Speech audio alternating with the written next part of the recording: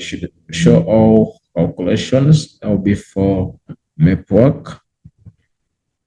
Then, so we go to our first questions under climate and weather. There is geomorphology, settlement, geography. So question one, we are looking at climate and weather. Climate and weather. So they say, refer to the diagram below which depicts a valley in the southern hemisphere.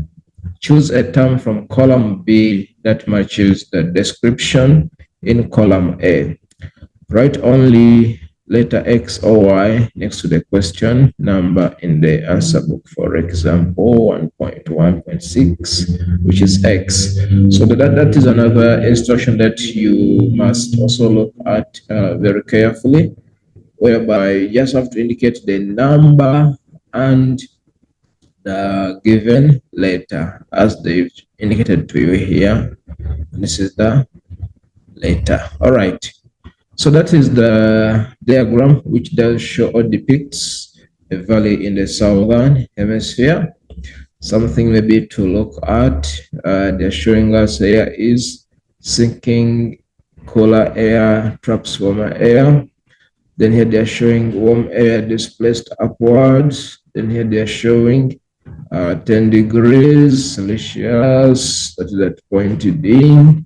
Looking at point A, there is an arrow pointing to the valley bottom. Also, on the other side, they say cold air sinks down the valley slope. Here they're showing there's frost-sensitive crops, frost-resistant crops, south-facing slope, and on the other side, the north-facing slope. All right. Therefore, let's try to analyze and look at the various questions to see if we could get out, understand. Okay, first try to create this. All right. Column A, question 1.1.1, they say the area marked D is the, let's go check area marked D. So this is our area marked D. This is our area marked D here, this area. So it is referring to the whole of this section. All of this section is area D. Now, is that a thermal belt or layer of fog? And our answer is supposed to be X, which is supposed to be a thermal belt. Thermal belt for the first question. So we take X because, why a thermal belt? Because we know at this point, temperatures increases with height, or it is a warmer area. And that is, if it does happen in the valley, that would be the thermal belt. All right, number 1.1.2, they say the slope is cooler in this valley. Is it the south-facing slope or the north-facing slope? For our answer, because the instruction here showed us that this valley is situated in the southern hemisphere. But that is a concept you need to take into consideration to understand this question 1.1.2. Let's try to use this to see if we could understand this one nicely. What I'm going to do, I'll try to draw, I'll try to draw a graph. It's a sketch, sorry. Then I indicate this is our major line of latitude, 0 degrees. Then we have the northern hemisphere, and we have the southern hemisphere. So what I do, I could indicate two slopes there. This is the north-facing slope and the south-facing slope. This is our slope here, which has two sides, one facing the north and one facing the south. We as well have the same in the southern hemisphere. This is our slope. It has a north-facing slope and a south-facing slope. Then we have our insolation or the sun, this other side. And the sun, and see the rays of the sun that are hitting the south-facing slope in the northern hemisphere. So it means that if we look in the northern hemisphere, the south-facing slope is going to be much more warmer, because it is receiving direct heat from the sun, whereas the north-facing side is going to be a bit cooler due to the angle of the heat from the sun. If you look at the north facing in the southern hemisphere, it as well going to be warmer because it also receives direct heat from the sun. So meaning in the southern hemisphere, the north facing slopes are warmer. And in the northern hemisphere, then the south facing slopes are warmer. So if you go back to our question, which says the slope is cooler in this valley. But now don't forget, this valley is situated in the southern hemisphere, right? According to our illustration here, now we are situated in the southern hemisphere, meaning in the southern hemisphere, the south-facing slopes are cooler, yet the north-facing slopes are warmer. So that is why for our answer for 1.1.2, it means the south-facing slopes are cooler in the southern hemisphere. So it means our answer will be Y. Right. 1.1.3, the wind blowing at E generally occurs during, this is E here. This is our E.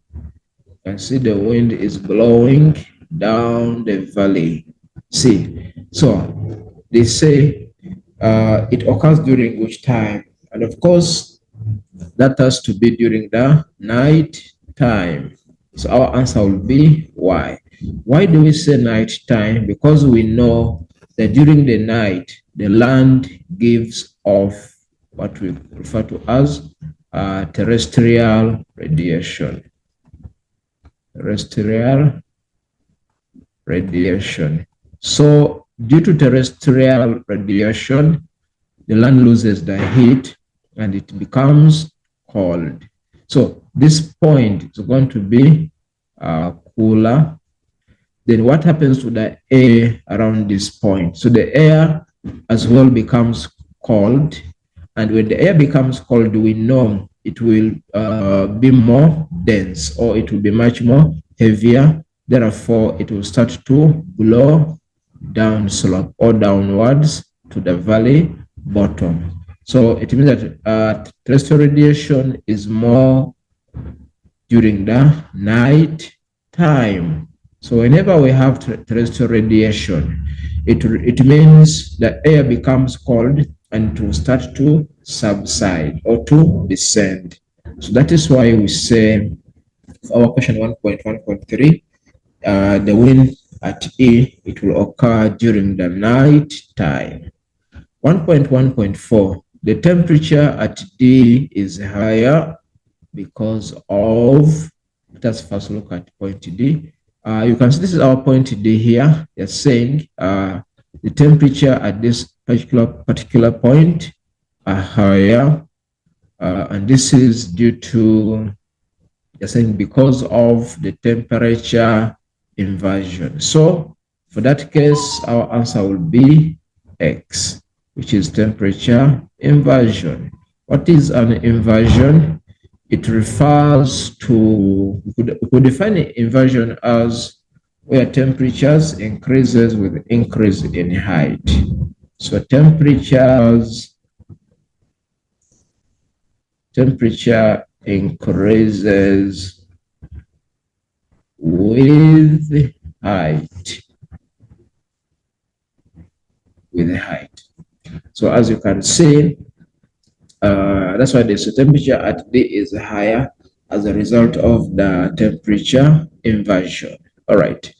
1.1.5, it says frost pockets develop on the dash of the valley, which is going to be the floor. So our answer will be X, because we know that whenever air subsides to the valley bottom, it does settles at this point. Where it settles now, it forms what we call a frost pocket. A frost pocket, a region where cold air settles in the valley. So that's why for our answer of 1.1.5, it will be the floor. Frost pockets develop on the floor of the valley. All right, so that is for question 1.1. All right, let us proceed to the next question, which is 1.2. They're saying, refer to the isotherms below of an urban area showing the pattern of temperature during calm atmospheric conditions. Choose the correct letter, A or B, from figure 1.2 to make the statement true. So for this case, the thing that we are looking at here, there's this terminology, which is the isotherm, right? We have the urban area and as well the pattern of temperature. So these are the major concepts that we need to identify in this statement, right? Then we need to understand what is an isotherm. So we could define it as lines joining areas of same temperature, right? So isotherms are lines joining areas of same temperatures. As you can see, now these are different isotherms. Someone may think they are isobars or control lines. No, these lines do change depending on what they are indicating. If we are dealing with temperature, we refer to them as isotherms, right? So you can see, for example, we have this isotherm here, and you can see it is being numbered 5. This other isotherm being numbered 6, another one being numbered 7, 8, 9, 10, etc. All right. So as well, there is a scale to indicate distance in kilometers. There's well showing us there's also a river, which is being referred to as thumbs, rivers, up country. This could as well refer to as the urban fringes here, the up countries here. All right. So this is our river going through up to this other point. All right. Looking at the questions, 1.2.1, it says air temperature is highest at A or B. Remember, you choose one. You either go with A or you go with B. But for our case, we need to make the statement. They said choose the correct letter, A or B, to make the statement true. All right. So air temperature at A. So they say air temperature is highest at A or B. Now we know that at point B, this is the up country, or the same as a urban fringe, rural urban fringe. And we know this area, they always experience lower or low temperatures. And at this point, which is at the center, this is the urban area. All right. So they are saying temperature is highest at point A, because point A, that is our urban area. And we know that in the urban areas, due to tall buildings, artificial sources of heat, concrete, glass, so many factors, they contribute to the temperatures being higher in the urban areas as compared to the open country or the urban fringes. So that's why our option is going to be A. For 1.2.2, they said area A or B has more artificial surfaces. And when they say artificial surfaces, they are referring to materials or things that are man-made, which contribute to temperatures rising. Like we mentioned, there are a lot of tar roads, concrete, lights, bricks, glass, metals. All these, they contribute to temperatures rising. So when they say A or B, which one has more artificial surfaces? So definitely it has to be the point A, which is the urban area, because if we do compare the urban area and the urban fringes, yes, even the urban fringes or in the open country, they are artificial surfaces, but they are less as compared to the urban areas. That is why we are going to consider point A having more artificial surfaces. All right. 1.2.3. The city center is at A or B. How do we tell? Now, we go back to our instruction here where they say, refer to the isotherm map below of an urban area showing the pattern of temperature. Right.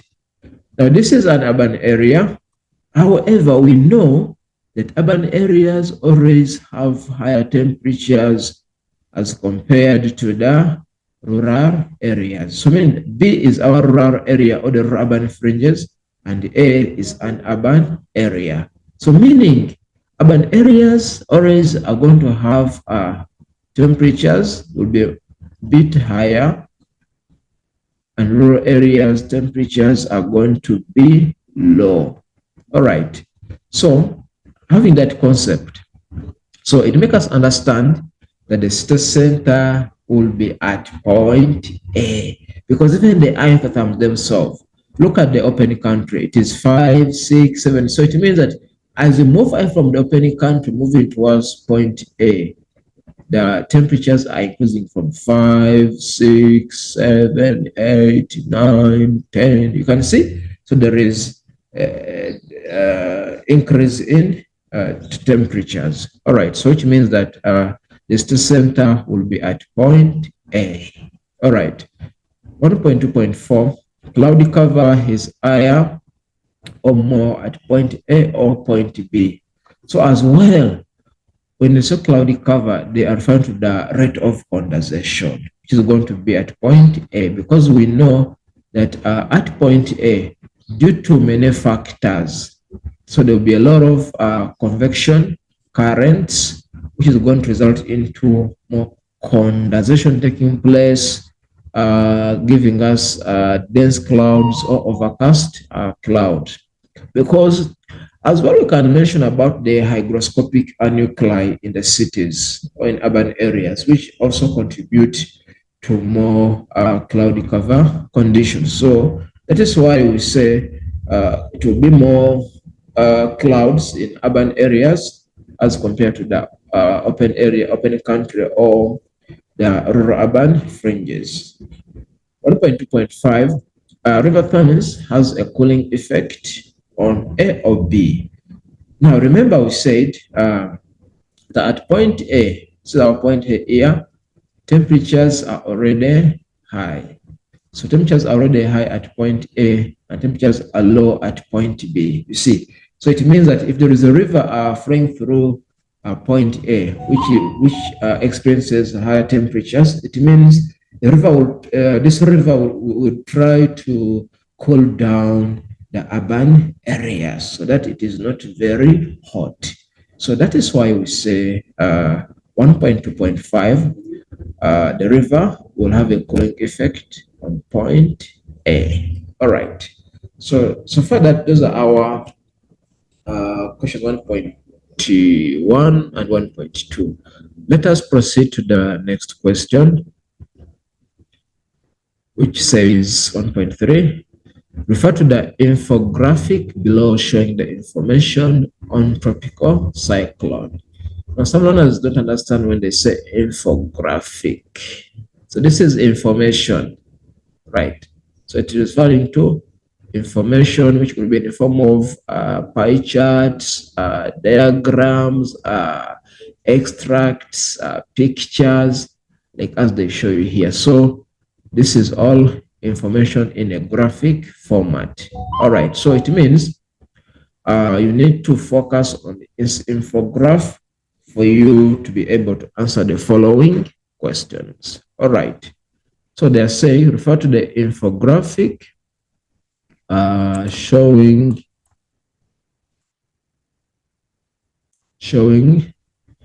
Cyclone Freddy. All right. If you can see the first one here, you could see the date here, which is 20 Feb at 1800.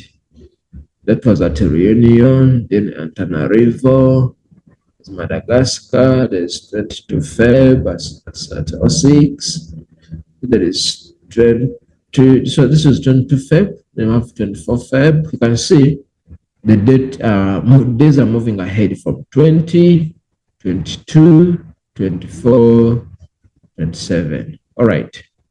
So you can also see countries like Madagascar, Mozambique, Zimbabwe, which means we are in the southern hemisphere because all these countries are situated or located in the southern hemisphere and the Reunion Island as well. Then look at the extract. They say Cyclone Freddy.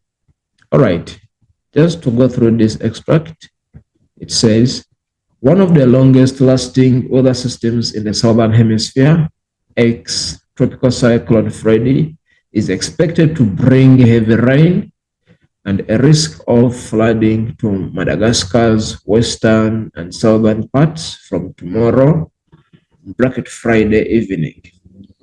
They say Freddy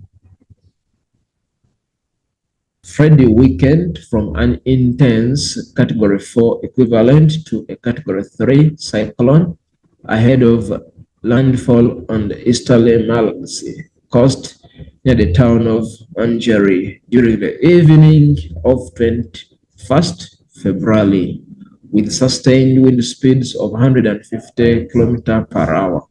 All eyes are once again on Freddy, currently classified as tropical depression, as the eastern is expected to re-intensify in the Mozambique channel. All right, so that is our infograph. Therefore, let us try to look at the following questions.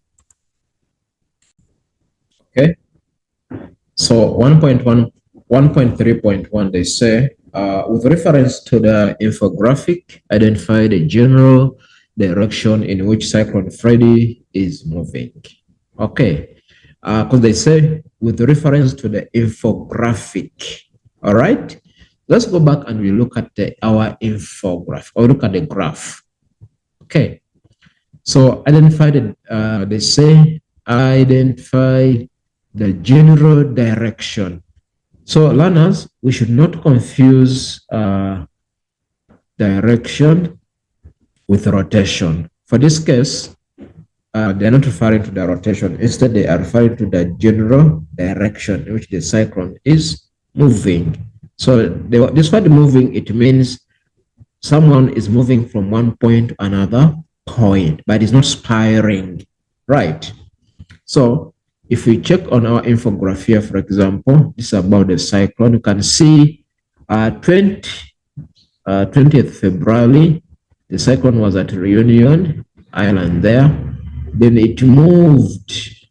Then this 22 February, you can see. Again, it moved 24 February, and again it moved to 27 February. What does that indicate to you? If you draw our compass here, for example, this is our compass. This is the east, this is the west. So if I could put, let's say, this is 20 Feb, and I say this is 22 Feb, and I say this is 24 Feb. So you can see the second was moving like this. You see? So it means it is moving from the eastern direction going to the western direction. All right. So as you can see it here, it is moving from this direction going this side by the mere factor of the date given on the graph. 20 Feb, 22 Feb, 24, 27. Therefore, for this, our answer is going to be it is moving, could say, moving from east to west, or sometimes you can as well say moving to the westerly, moving to the westerly direction. All right. Then number 2, 1.3.2, they say account for the movement mentioned in question 1.3.1. Why is it moving in that direction? Why is it moving from the east going to the west? Then you're going to say because of the influence, or could say being driven by easterly winds. Driven by easterly winds. I believe all of us understand what are easterly winds, because we know that winds are named from the direction where they are coming from. For example, if we go back to our compass that I drew earlier, for example, first remove this. Okay. Bring it down here first to understand more about these winds. So we know if I do my compass here like this is the east. So if you have winds that are coming from the east going this other direction, so these winds are going to be referred to as the easterly winds. So they'll be the easterly winds. Then all right, so we are going to refer to this as the easterly winds because they are coming from the eastern directions. So winds are named from where they come from, where they originate. So if we have another wind, for example, because this is the western side, if you have this wind, for example, coming from the west going to the east, now we're going to refer to this as a westerly wind because of where it is coming from. So that is how winds are named, from where they originate from. All right. So let us proceed to our next question, which says, give evidence from the infographic that Cyclone Freddy was accompanied by hurricane force winds. Remember, this evidence, what the evidence, it refers to proof. Need to give proof from where? From the infographic that Freddy was being accompanied by hurricane force winds. If you look at the infographic, hurricane force, we know these are very strong winds. So we can see one of the evidence. Look at the trees. Look at the trees, the shape of the trees. You see, because trees are not supposed to be. That's not their nature to be in that position. It means they are being blown by these strong winds. And as well, if you can look keenly here, these are boats. They look upside down, which as well indicate. If I try to zoom in, for you to understand or to be able to see clearly, you can see that these are boats, but they look upside down, and that's not the case, right? So this is evidence that something was happening there related to Cyclone Freddy. So if you go back to our questions, let's say give evidence from the infograph. Give evidence from the infograph that Freddy was accompanied by hurricane force winds. So we could mention about trees being blown,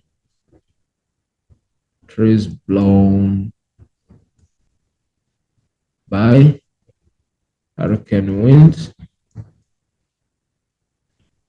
trees blown by hurricane winds.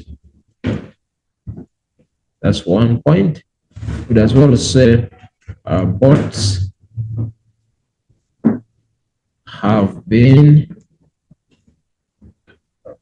swept on shore. Swept on shore. Or we could as well say boats look upside down.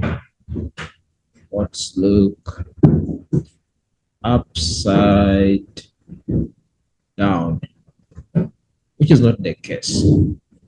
So those are the three evidences we could give to prove that Cyclone Freddy was being accompanied by hurricane force winds. All right. If we continue to question 1.3.4, they said, according to the infographic, the system is re-intensifying, and in bracket they're saying getting stronger in the Mozambique channel. Explain why the weather system will re-intensify in the Mozambique channel. So you can see this, they're saying, or they made it easier for us to, where they're saying the word to re-intensify means getting stronger, right? To get stronger in the Mozambique channel, all right.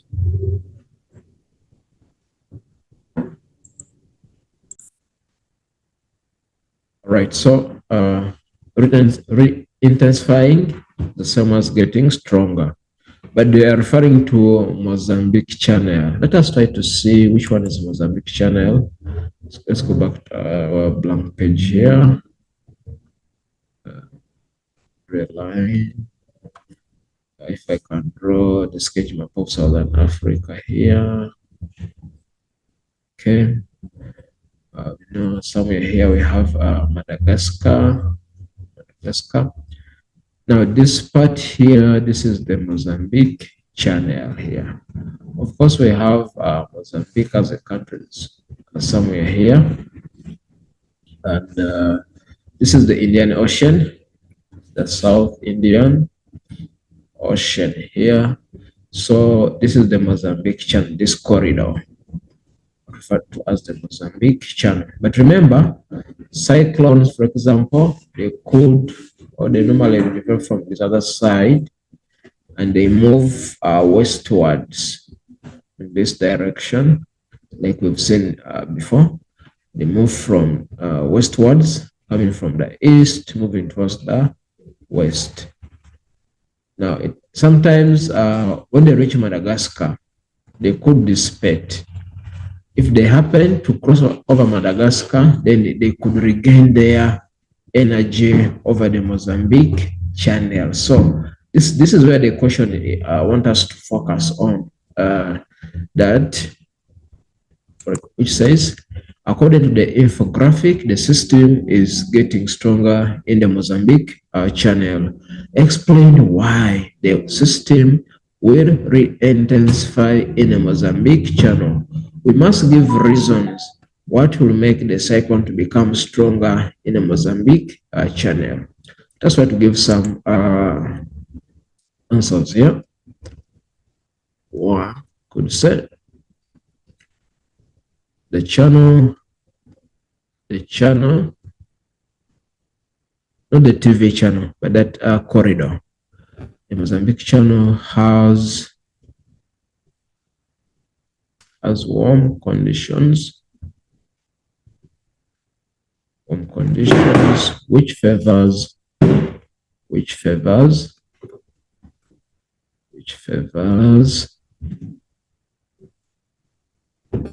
cyclone 2 to regain regain, not to regain, to regain its energy, such as latent heat. Okay, we could as well say the channel has higher temperatures,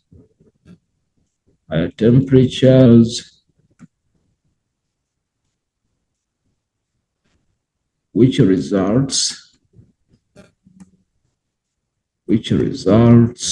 into high condensation, results into high condensation,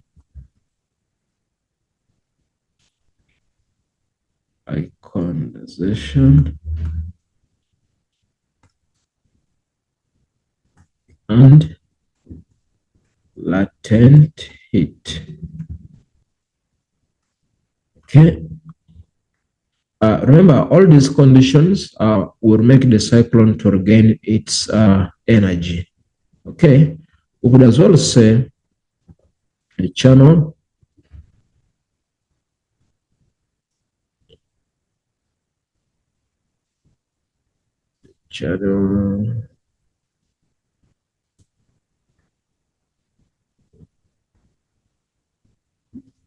has high temperatures,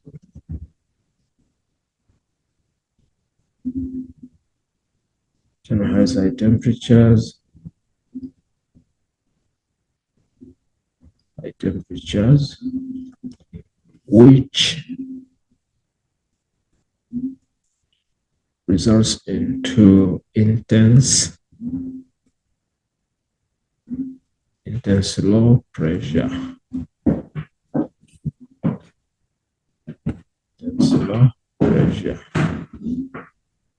Okay, so these are some of the responses why the Mozambique channel will be or will enable the cyclone to regain its energy.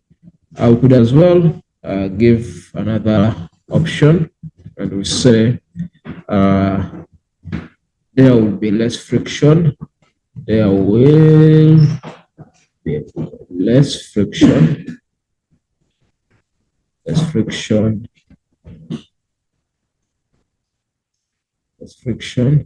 enabling the cyclone to strengthen.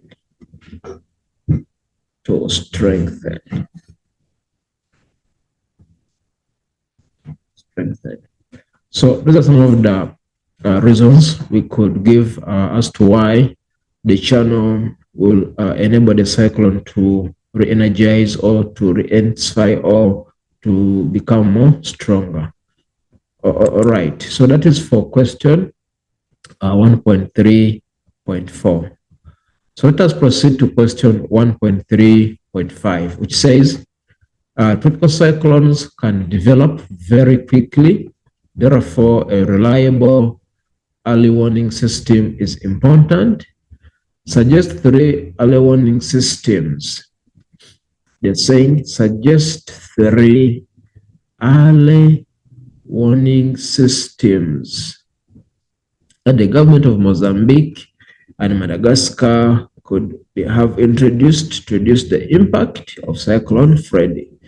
Remember, dear learners, when they say early warning systems, they are not referring to strategies to put in place to reduce the impacts. Because some learners for these questions, they might think of things like first aid, evacuation centers, having sandbanks at the coast. Those are not warning systems. All right. So for 1.3.5, let us go back to our blank page and try to suggest those warning systems. This will be for question 1.3.5. So you could say they could use use media such as TVs, radios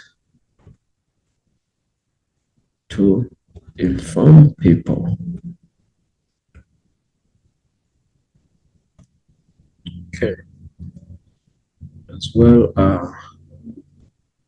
use silence. Silence like something that will make an alarm. Could be, remember when we were in high school, we used to have a siren at school, which is being rung to sound or to make that noise or alarm to alert people or to inform people, either it's break or kind of. So if the government could as well introduce these in areas of intense cyclones, people will get used that whenever there is a siren, it will mean either to prepare or to move out of danger. So we say use sirens to alert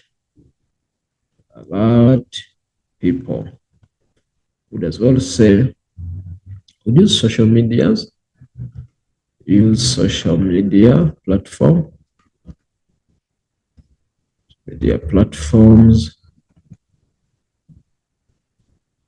such as Twitter, Facebook, TikTok,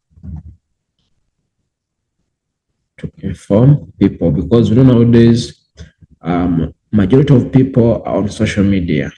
So if we can use it as a system strategy to as well inform people, we could as well think of using satellites. Use satellites to monitor cyclones, so as to alert people, among other responses or systems. But remember, the question is asking for three strategies, or sorry, three systems that could be introduced to reduce the impact of cyclone flooding. So meaning, if you use TVs, radios to inform people, at least somehow could reduce on the loss of lives. If you use sirens as well to alert people, this could also reduce on the impacts. And as well, if you use social media platforms like Twitter, Facebook, TikTok, because we know most of people are involved in such platforms. Therefore, all right. Let's go to question 1.4, which says, refer to the figure below depicting the formation of line thunderstorms. So as you can see here, this is our figure, a diagram. We have the South Atlantic high pressure cell, this other side. We have the South Indian high pressure cell, this other side.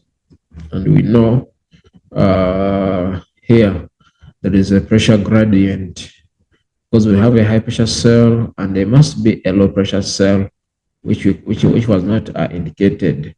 But because of the air movement, because we know air moves from high pressure going to the low pressure, high pressure going to the low pressure, like that.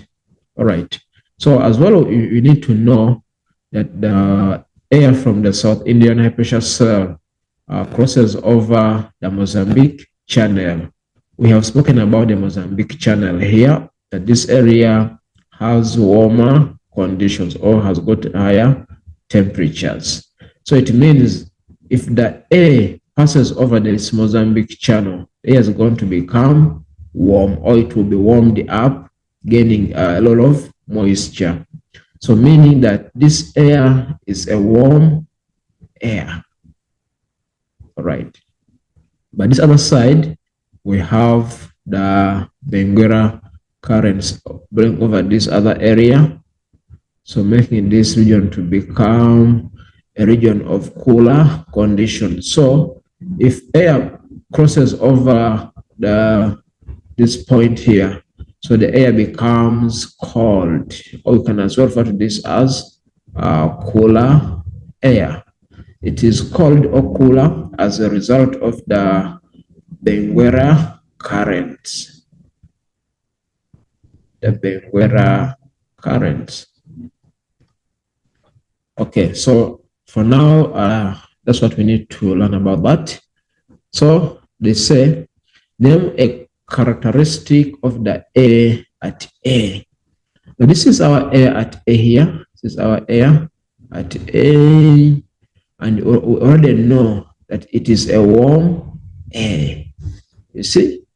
So we're going to say that the characteristic of the air at A, it is a warm, moist air. Warm, moist air. And 1.4.2, they say, name a characteristic of the air at B. This is our air at B here. This is our air at B. Like I mentioned, this air is crossing over cooler conditions. So it means it's going to be a cold, dry air. This is similar. It's like when you put your hand in a deep freezer. It means a deep freezer is an area of cold or low temperatures. So it will make your hand to be as well to become very cold. Reason? Because you're putting it in a region of cold air. But if you put your hand next to a heater, the hand is going to be warm. Why? Because the heater is an object of warm conditions. So therefore, the same applies to air at A. This air at A is crossing over the warm area. Therefore, it will become a warm air. Now, this air is crossing over cooler conditions here. So it will become a cold air. All right. Question 1.4.3. Describe how the A and at B contributed to the formation of the line at C. All right, let me first try to make it look more clearer. This. Okay.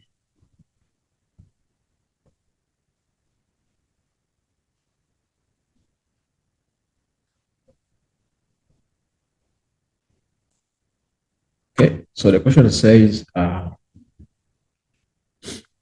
sorry, describe how the air at A and at B contributed to the formation of the line at C. I believe all of us know that line C, this is the moisture front. This is our moisture front. So actually, they're asking how does it develop? But for this case, they're saying describe how the air at A and at B contributed to the formation of the line at C. The line at C is our moisture front. Let's go back to our blank page. Try to give some responses. There's 1.4.3. So we're going to say that the cold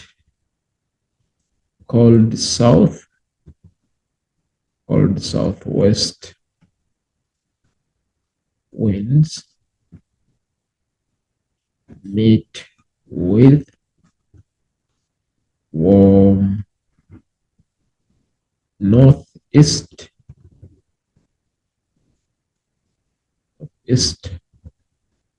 winds over the interior. Over the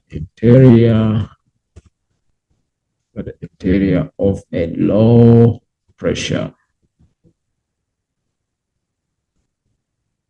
Okay, let me go back to the diagram to show you this. Because we are saying the southwest cold winds. These winds are going to be referred to as southwest. Remember, why are we referring to them as southwest winds? Because of the direction or the pattern of the direction where they are originating. If I put our compass here, for example, this is east, this is west, this is gonna be southwest. So if you look at our pattern here, you can see that these winds are originating in that pattern. That is why we are saying, or we are referring to them as southwest cold winds. And why are they cold? Because we have seen in the previous question that these winds are crossing over the cold Benguela current over this other area. Therefore, they will become cold winds. Then we are saying, of course, this one here is going to be the northeast, because it means the winds are coming in that direction. So we can refer to these winds as the northeast winds. So when you come back to our diagram here, you look at the pattern of this wind. It is coming in that direction. That is why we are going to refer to it as a northeast warm wind. All right. So, and they must have told you that how does air move? And we know that it moves from a high pressure going to the region of a low pressure. So it means this is our interior. Over the interior, we have this low pressure cell. Sometimes we refer to it as a heat low or a thermal low, which means it results into the migration or the movement of air from a high pressure to the low pressure, from high pressure to the low pressure. So you can see we have our southwest cold wind meeting with northeast warm winds over the interior of a low pressure. All right, that was our first option. Then we proceed and we say the southwest cold winds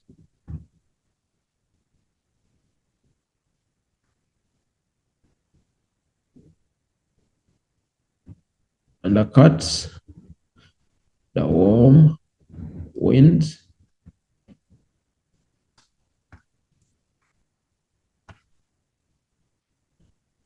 then we proceed and say the warm winds rises.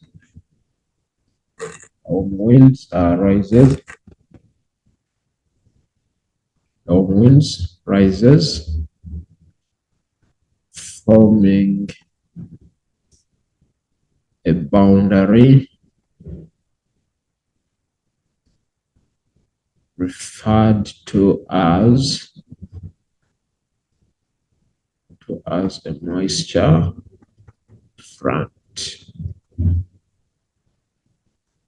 I'll go show this again on the diagram. So, like I mentioned, cold air comes in, warm air comes in. So when they collide at this point, cold air undercuts warm air because it is cold and dense, making the warm air to continue rising. So when warm air continue rising, it will end up now forming a moisture boundary, which we refer to as a moisture front. So that is how we could answer question 1.4.3. All right. Let us proceed to question 1.4.4. The same, which side, east or west of the line at sea, will there be cloud formation? Which side, east or west of the line at sea, will there be cloud formation? All right, let's go back to our diagram here. Let me try to make this look, move this to make it more visible. Okay. Erase on this so that we can see.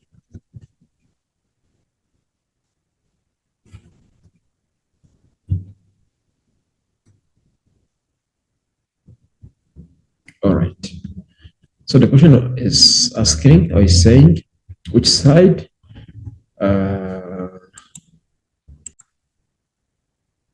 okay, question 1.4.4. Once again, it says which side, east or west of the line at C, will there be a cloud cover? So let's go to line C. This is our line C here. Our line C here. And like now we know this is the moisture front. But we know it has the eastern side. This is the east, and this is the west. So when it says which side of line C, which side of line C will there be a cloud formation? Okay. So I go back and see.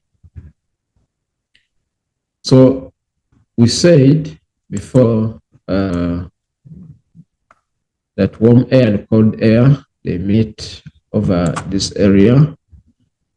So when they meet, this is our cold air coming in, and this is our warm air coming in. When they meet, cold air forces warm air to rise. And you must know this, that what happens when warm air rises? It means it's going to condense. When it condenses, it means there'll be formation of clouds over the eastern side. And yet the western side, for this case, western side, since we do not have air rising, so this side is going to be dry. Yet this side will be wet. It will be wet as a result of the different clouds that are developing over this other side. Therefore, we say the eastern side. This is the eastern side. Let me move this again. So this will be the eastern side, the east side of line C. This will be the west of line. This is our line here, right? So this is the eastern side of line C. This is the western side of line C. So the eastern side will experience more clouds as compared to the western side. So for our case, we're going to say the east side of the line. Okay. 1.4.5, they say in a paragraph of 8 line, discuss the negative impact of line thunderstorm on the environment of the eastern half of South Africa. They're saying negative impacts. When they say negative, of course, we are referring to how the line thunderstorm will affect us in a bad way. This is negative, in a bad way. And they're saying on the environment, so we need to take note of this, on the environment of the eastern half of South Africa. Okay, let us try to look at those negative impacts of the line thunderstorm on the eastern half of South Africa.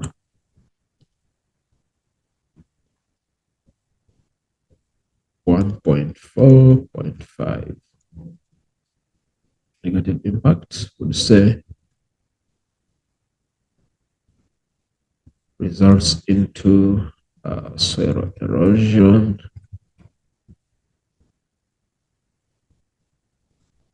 which affects the environment.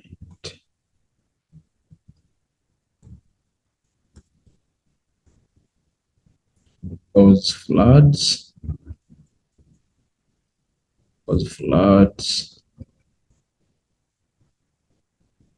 destroying vegetation,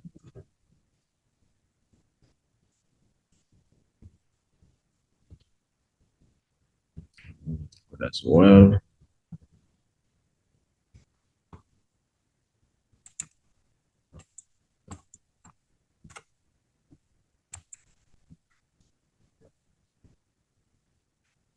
Results into leaching of the soil,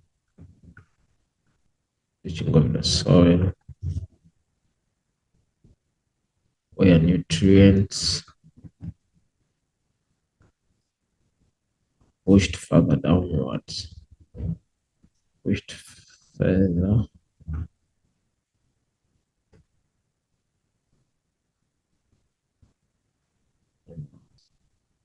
as well, disrupts the ecosystem,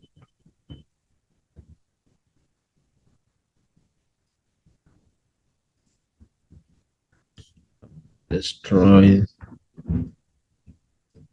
the natural habitats,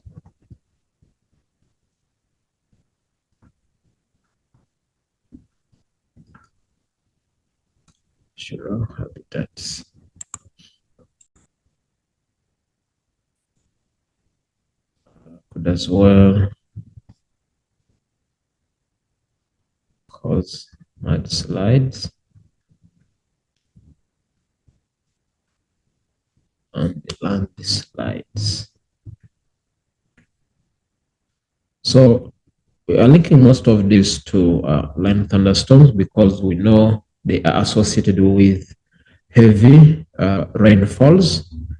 That's why we are saying, firstly, it will cause soil erosion because when there's a lot of rainfall, there will be too much surface runoff, which could result into the washing away of the topsoil and its fertility. It could as well cause floods that could destroy the vegetation, including trees, crops, etc. Results into leaching of the soil where nutrients are pushed further downwards, meaning that the topsoil will be barren or won't have enough fertility to support the growth of crops because the fertility has been pushed further downwards due to a lot of infiltration being caused by too much rainfall. The ecosystem as well will be disrupted due to some organism or being destroyed or being killed, and as well the natural habitats destroyed. It could result into mudslides and landslides because we know whenever there is too much rainfall, the soil at times it gets loosened and to start to slide downwards, which would be as well a danger. All right, so that is for question 1.4.5. All right, so now we're going to question number 2, which is geomorphology. So question 2, geomorphology. They say, choose a term from column B that matches the illustration in column A. Write only the letter X or Y next to the question numbers as shown in brackets 2.1.1 to 2.1.5 in the answer book. For example, 2.1.6, which is X. All right. So we're just choosing a term from column B that matches the illustration in column A to make everything correct or true. Now 2.1.1, they say cross profile of a river, it's X indicates a cross profile of a river and Y longitudinal profile of a river. So for this case, our answer will be X, which is a cross profile, because if we check, they're showing us the shape, because the cross profile, this profile shows the shape of a river at different stages. Like in the upper course, where it's gonna be deep, narrow, the middle course to be a bit wider, and in the lower course to be a bit gradual. You see, so you can see these are different shapes of the river, but at different stages or at different courses. So if you look at this one here, you can as well see it's showing us a shape. You see, that's why we say that our answer for 2.1.1 is a cross profile, because the cross profile shows different shapes.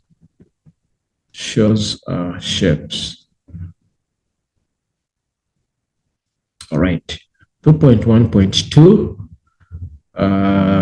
there is X is a waterfall and Y is rapid. And as you can see, this isn't a waterfall, because for a waterfall, water has to be flowing over a resistant rock or where there is a cliff. So this is a cliff, for example, and this could be our water flowing over this point, forming waterfalls. But if we look in this diagram, you can see these are rocks along the river channel. These are rocks, and where we have rocks along the river channel, they'll end up forming or creating rapids, or what we call mean waterfalls. So that is why for 2.1.2, those will be rapids. Okay. Then 2.1.3, they say X turbulent flow, Y is laminar flow. So for this case, our answer will be laminar flow, which is Y.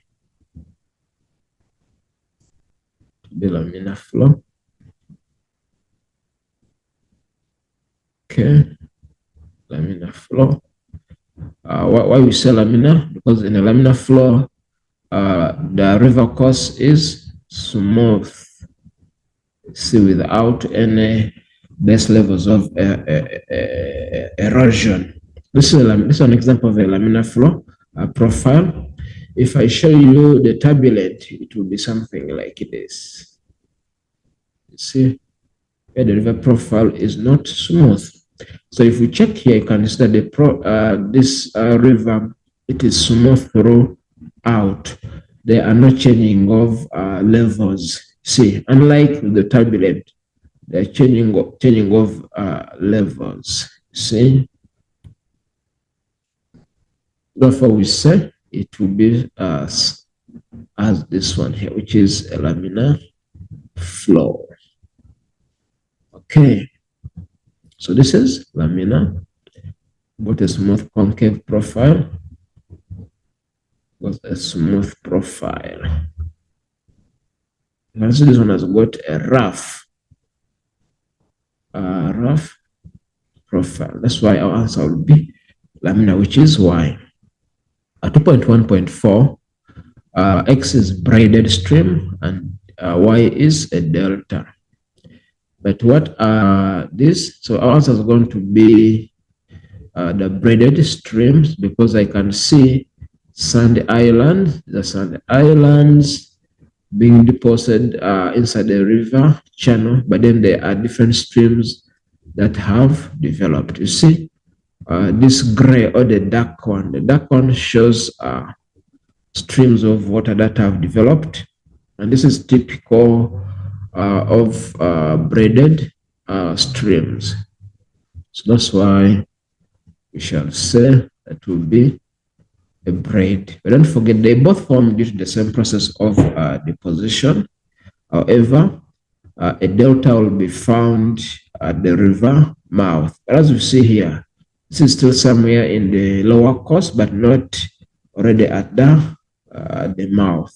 So the answer will be a braided stream. 2.15, graded river profile or ungraded river profile. So this is going to be ungraded river profile, because with ungraded we see the profile is not smooth. It's like this. It's not smooth, which is a typical of ungraded profile. If it was graded, it was supposed to have a smooth profile throughout. You see? So this profile is smooth,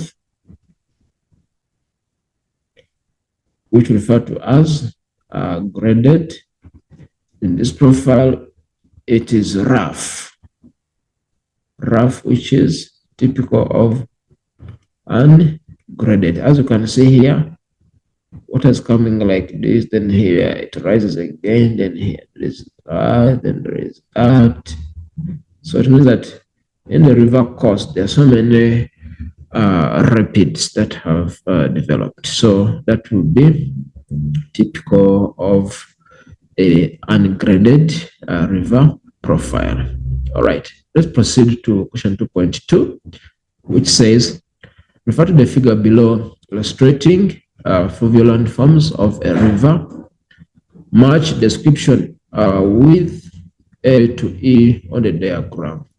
Write down only the question numbers 2.2.1 to 2.2.5 and the answer in your answer book. All right.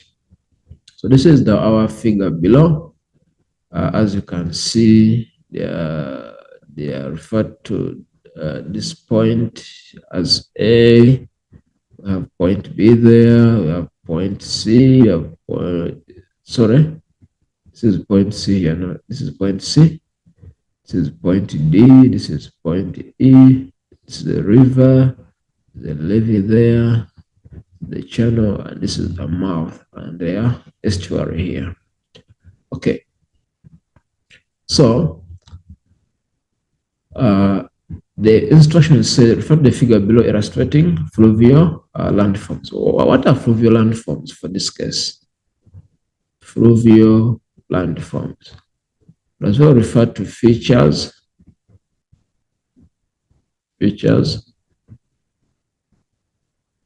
developed due to rivers activities. It simply refers that when a river is flowing, it is carrying out activity or it is doing work. So for this case, those activities includes erosion, transportation, and deposition. So if it does so, it will end up developing different features along its course. And these features are what we refer to as fluvial landforms. Okay. So 2.2.1, they say the origin of the river. I think all of us we refer to that as point A or the source.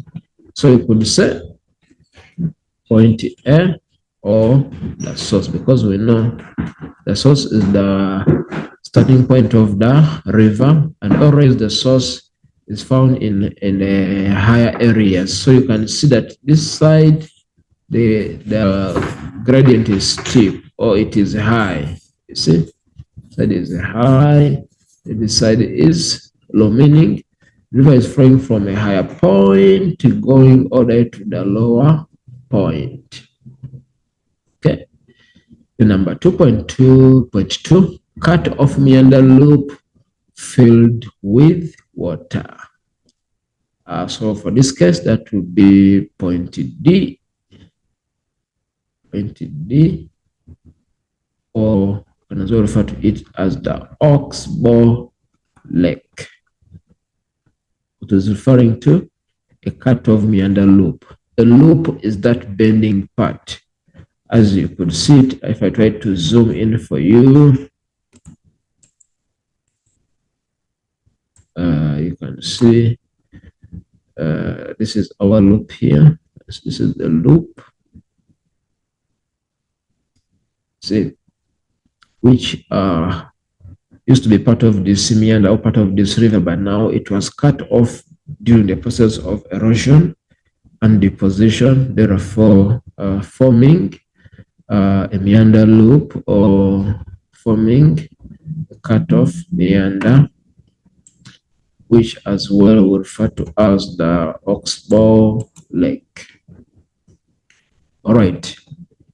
Then we go to question 2.2.3, a distinct curve or loop in the course of a meander channel. A curve in the course of a meander channel.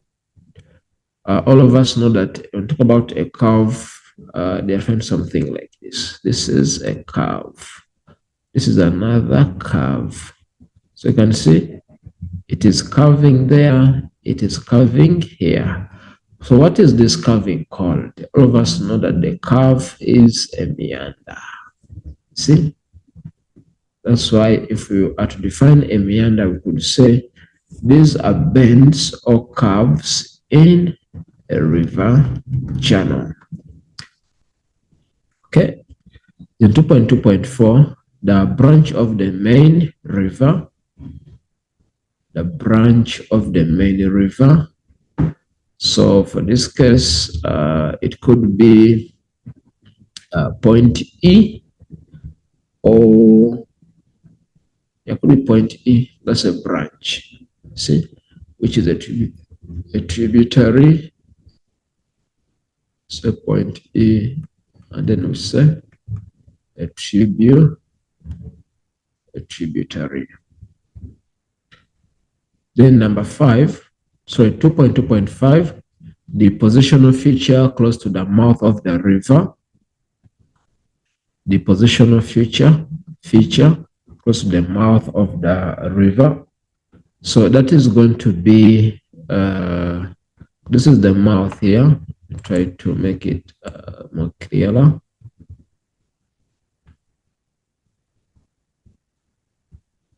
All right. So this is the river mouth. The river mouth here. Now, when they say the positional feature close to the mouth, so they are referring to this, which is point C. So that could be point C, or could as well say a delta. Sorry.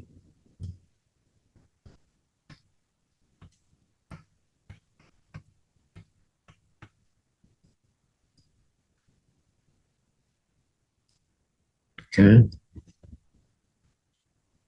Call it a delta. Delta, or distributaries, because all these are found close to the river mouth. Delta, tributaries, or the estuary. Or the estuary. So all those are found close to the mouth of the river. Let's proceed to question. Let's say, try to reduce the font, question 2.3, which says, refer to the figure below, which shows a river capture. So we are seeing the other side showing us before river capture, and this other side after river capture. So they said define the term river capture. The concept is capture.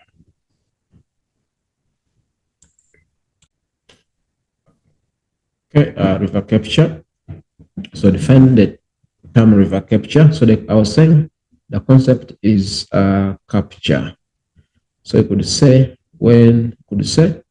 energetic river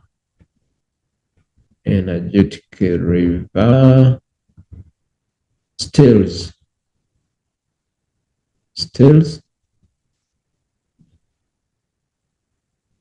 the weaker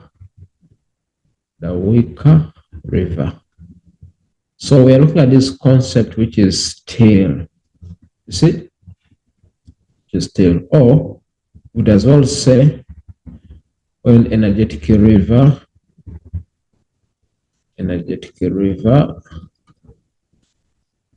stills headwaters of a weak river. So the concept here is this word to steal. Some learners, they usually repeat the concept where they say river capture when a river captures another river. So we want to understand the concept of capture. That is why we are using the word to steal. Or we as well say, so that energetic river robs. Energetic river robs the weak river. So the concept is as well to rob, you see. All right, so 2.3.2, they say identify the drainage basin feature labeled C. This is a feature C here, as you can see, feature C, which is going to be what? You can see we have this other stream here, of this other stream. So it means that feature C is somehow trying to separate this stream from this other stream. So which means that feature C is a watershed. A watershed which is separating the other river from another river. Then 2.3.3, they say identify the type of erosion taking place at B. Identify the type of erosion taking place at B. So this is point B here. So you can see that this river was able to erode through, because we said that there was a watershed here. This used to be a watershed. You see, it was like this. It used to be like this before. All right. But because this river was more stronger, it was able now to erode through this watershed, and it was able now to steal the other river, right? That is why the type of erosion taking place here, we refer to it as the headward erosion. Headward erosion, where a river erodes backwards. So the type of erosion at B, that is the headward erosion. Headward erosion. All right. Now, 2.3.4, name the features of the river capture marked A, D, and E. Let's look at feature A first.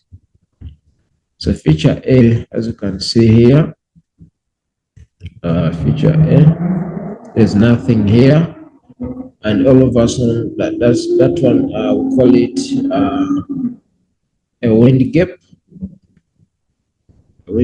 or a dry bed.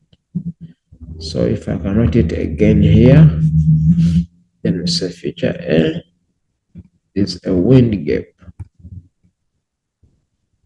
in bracket, a dry pen. Okay. So feature A, like we said, wind gap, a dry pen. Then we go to feature D. Feature D. Feature D. This is feature D. This other side. This other side before the capture, which is the capture stream. Why we say the capture stream? Because it was this river which was able to erode through the watershed. Then it was able to intercept this other stream.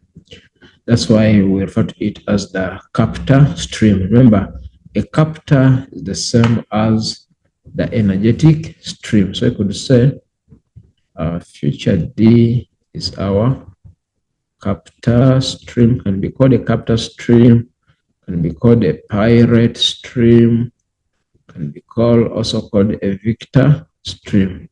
This is the energetic stream which was able to steal. Energetic Let me just make the spelling very correct.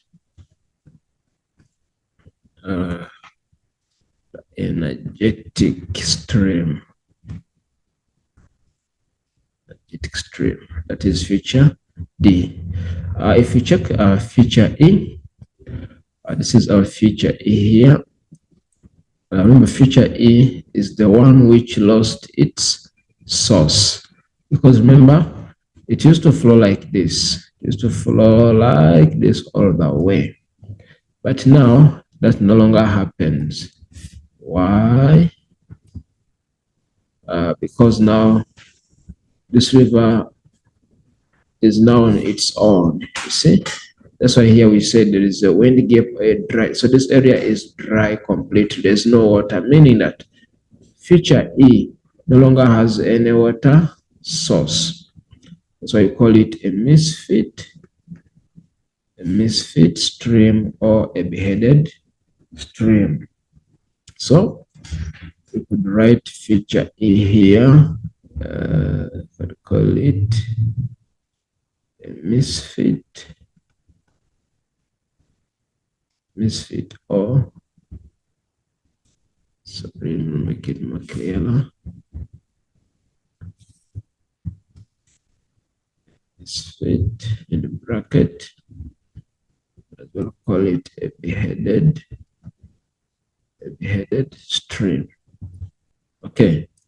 235, they said, discuss one climatological reasons why river capture has taken place. Climatology.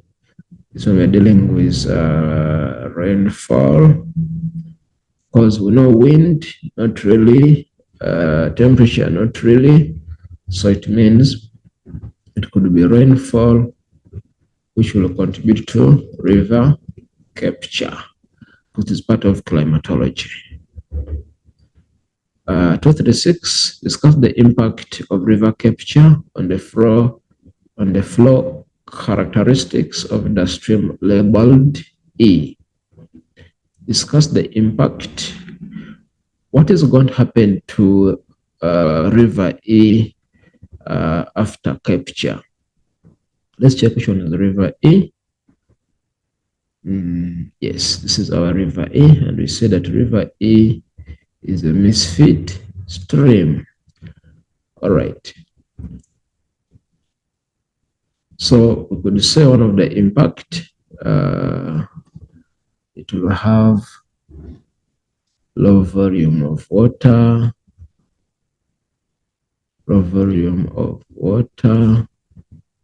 its erosion,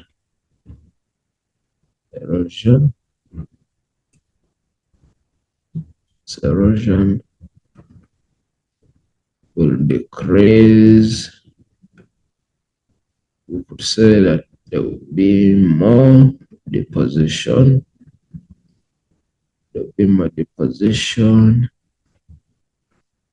Because the river are no longer able to transport materials. The velocity or the speed will reduce. Velocity or speed will reduce. Okay. That wanted 3, but given 4. Okay, so we proceed to question 2.4, which says, study the figure below showing river rejuvenation.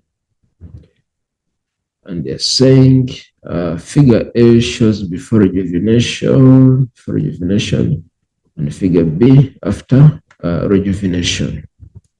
All right. Now they're saying define the term river rejuvenation, and we could say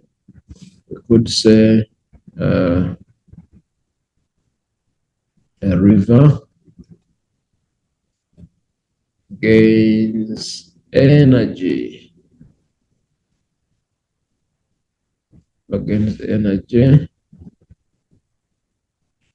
Erode vertically again.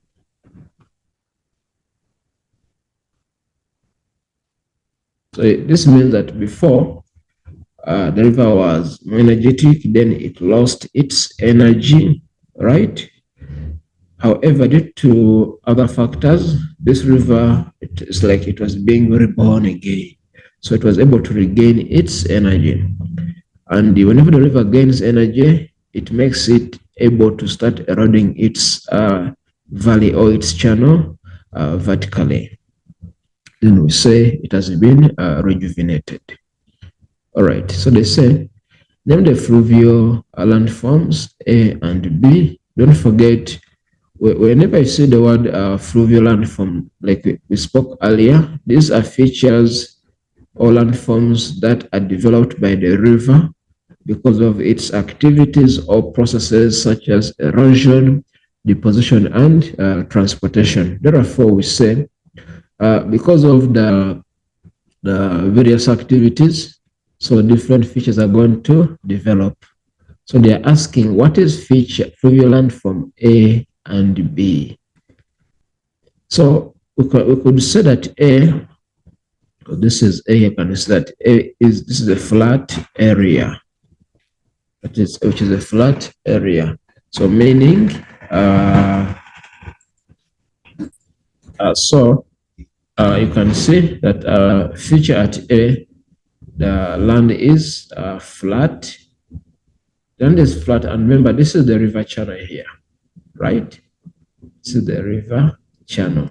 So if we see a flat land, which is close to the river channel, so we refer to this area as a floodplain. So mean that feature A is a floodplain. So what is a floodplain? We define it as a level area, level or flat area next to the river. Level of flat area next to the river. All right, that is a floodplain. Then feature B, if you can look at feature B very carefully here, you see somehow there is a rise in this part here. You see, there's a kind of rising somewhere here. You see, and it is too close to the river. But somewhere here, you can see this other side, it is flat, which is a floodplain. But here, there is a rise at this particular point. And that rise is what we refer to as a levee or a natural levee. That is a natural levee. So we say that feature D, check again. Feature A. Feature A, we said feature A is a floodplain. Floodplain, flood, not flat. Floodplain. And the feature B is a natural levee. This is going to be a natural levee. What is a levee? A levee refers to a raised riverbank. Let me try to explain it here. A levee refers to a raised riverbank. It is a natural levee. That's why I said that if you check here, that this side there is kind of materials that are piling up, and if materials pile up here, so that the riverbank is going to rise up, creating a natural levee. Okay, so 2.4.3 feature D. Feature D in figure B indicates rejuvenation. Feature D in block in figure B. This is our feature D here. But one thing you can see if you check, something like that. You see. So when you see such, it looks like a step, right? It's like someone is coming, then it climbs, you see. So when you see such features, it looks like a step. And we refer to this as a river terrace. River terrace, which is develops during river rejuvenation. So I could say that feature D is a river terrace. What is a river terrace? It is a step-like feature. Step-like feature. Okay. Now 2.4.4, I'll give two reasons for rejuvenation. What makes a river to regain its strength or its power to start eroding? So we could talk about rainfall. We could as well say more water.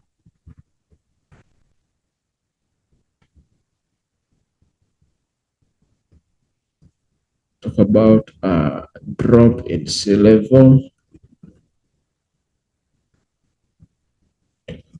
Drop in sea level.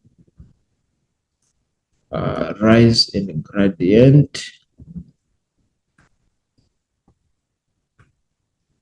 Rise in the gradient. I could as well say isostatic uplift. Isostatic uplift of the land. So all these could result into a river being rejuvenated or to regain its energy. Okay.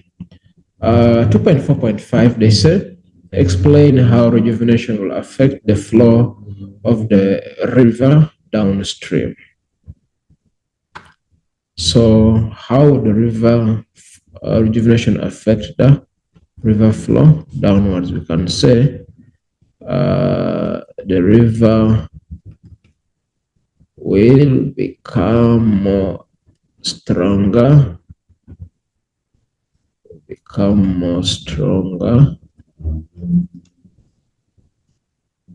to erode downstream.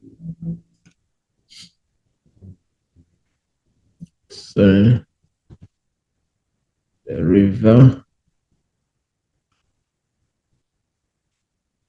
erosive capacity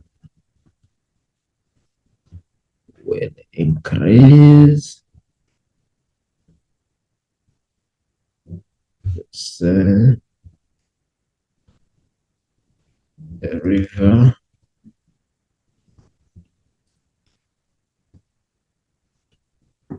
developing points,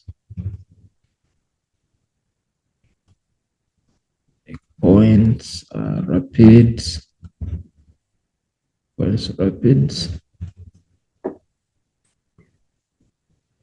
inside the meanders,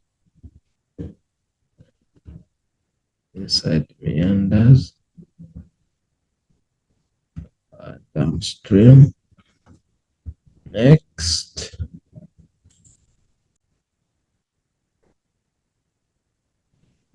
so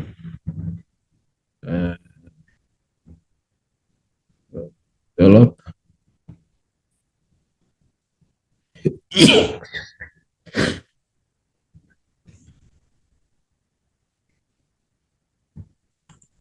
sorry for that.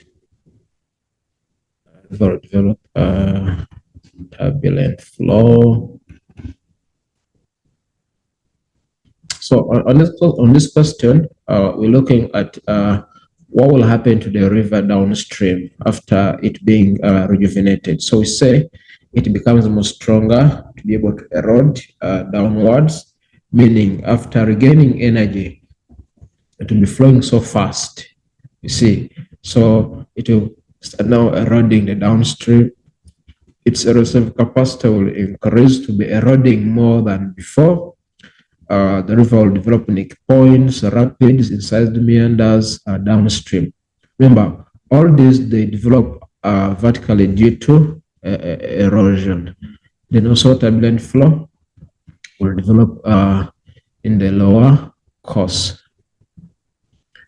As well as say that the velocity of the river will increase, river's velocity increase, river's velocity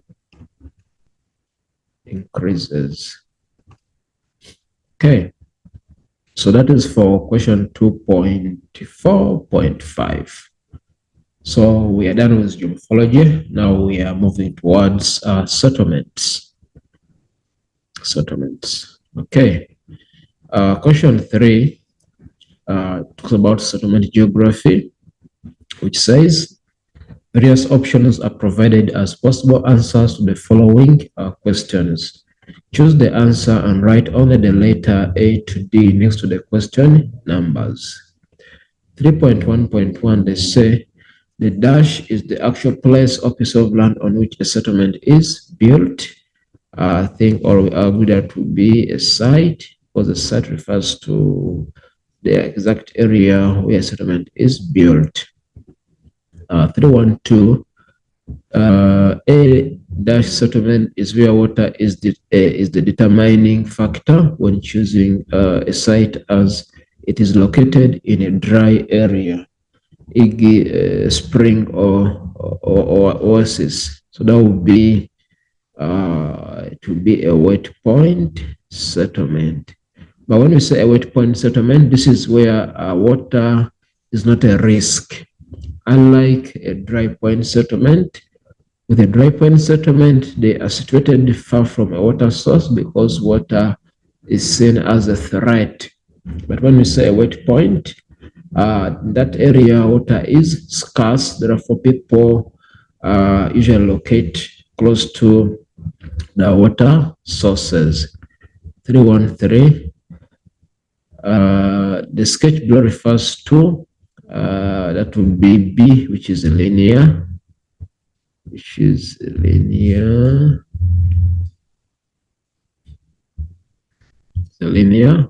settlement, because you can see it is in the form of a line.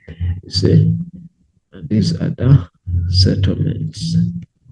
So that's called that. So do refer to that as a linear settlement.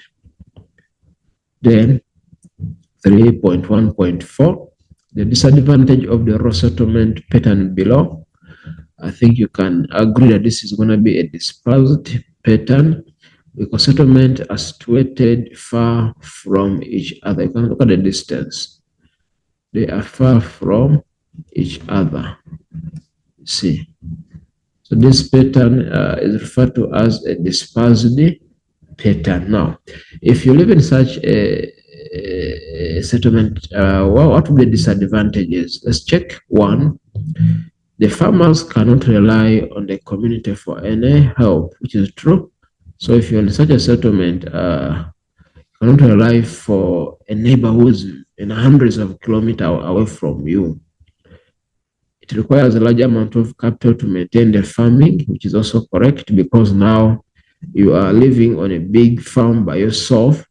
It's a big farm for this person, but you need a lot of capital to maintain all of this huge farm. You see, that becomes a disadvantage because it means you need to spend a lot of money.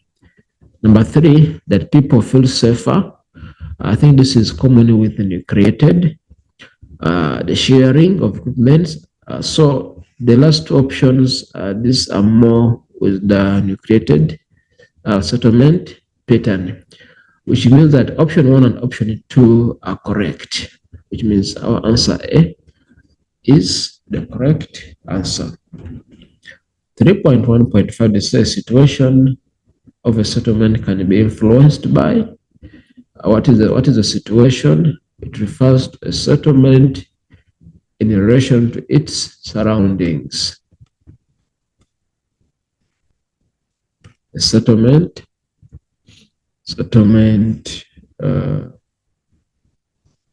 in relation to its surroundings. Okay. What is surrounding this settlement? Could look at the transport, which is correct. The aspect, that could be the angle at which the sun is rays strike the settlement. So let's check on the options. So option 1 and option 2 are correct, which means that A is the correct answer for our situation. Okay. Let's proceed to 3.2, which says choose a description in column B that matches a concept in column A. Write only the letter next to the question number. For example, 3.2.1 to 3.2.5 in answer book as 3.2.6, then you write the letter there. All right. So 3.2.1, they say level of urbanization, and X is saying the percentage of the number of people living in urban areas. Option Y, increase in number of people living in urban areas. I think our correct answer is going to be X, got the percentage, because this one, the increase in number, does not just refer to urbanization. This one refer to urbanization. Yet the level, we're looking at the percentage. We want to give the number of people in urban areas, but living in urban areas, but in percentage, which is the same as the level of urbanization. 3.2.2, urban sprawl. X, the physical expansion of an urban area, and Y, the formless expansion of an urban area. So you're going to take Y because the physical expansion here will refer to as, this is as same as urban expansion because it looks at the physical expansion. However, urban sprawl, this one we're looking at the formless expansion. It means in most cases, this is not planned. It is not planned, or could as well refer to it as uncontrolled. Uncontrolled or not planned expansion of an urban area. You can find an informal settlement in the night and people have invaded an area. So we refer to that as urban sprawl. 3.2.3 central places. Option X talks about, refers to the physical expansion of an urban area, and option Y, this town developed due to one main function. So Y will be the correct answer. Why not X? Because X as well, it is referring to urban expansion. Yet the central place, these are towns that develop due to one main function, meaning let us say, for example, here, this could be our central place town. Maybe it is an educational town, meaning there are a lot of schools, universities, colleges. So meaning it will be offering services to all these surrounding places. All these areas will be converging to get the education from this central place town, because the main function or the dominant function is education. That's why we're going to refer to it as a central place, meaning it is serving the surrounding areas with education. All right. Then 3.2.4, 3.2.4.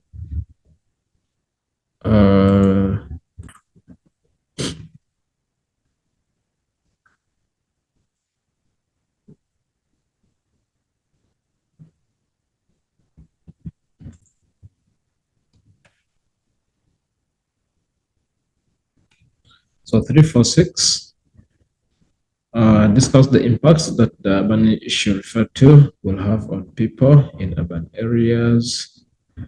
So I could say results into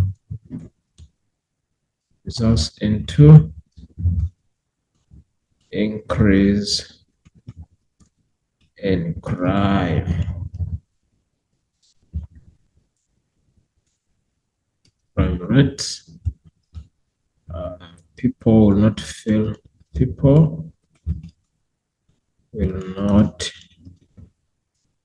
safe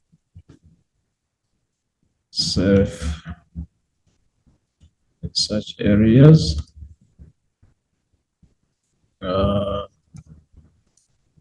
place not look pleasant. To the tourists.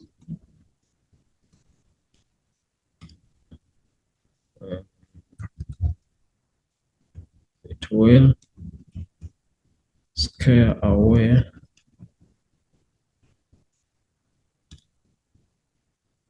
business investors. Scare away business investors.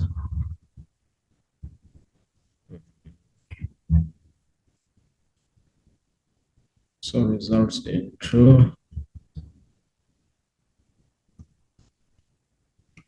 social evils such as drug abuse,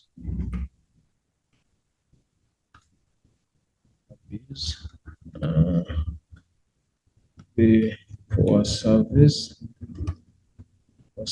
delivery as well in such areas.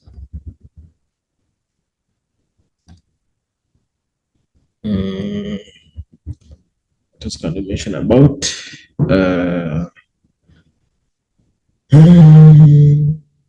let's not look present about that.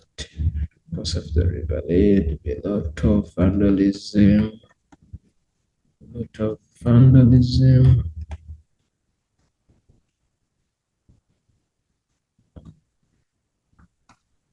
returning in the area.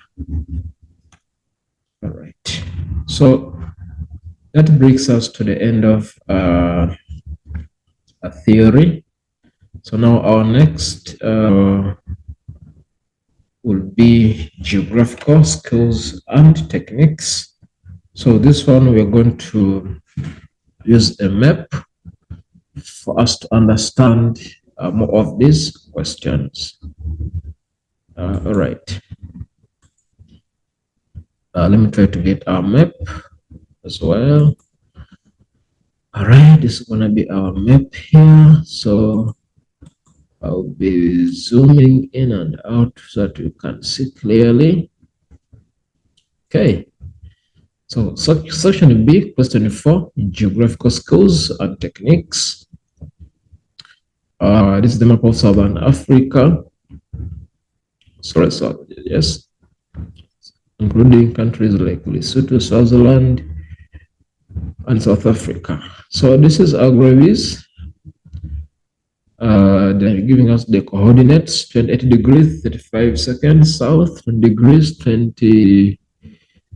So it was 35 minutes, 20 minutes east. They say Agravis is a small town in the Northern Cape province of South Africa, situated on the south bank of the Orange River, about 100 kilometers downstream from Upington.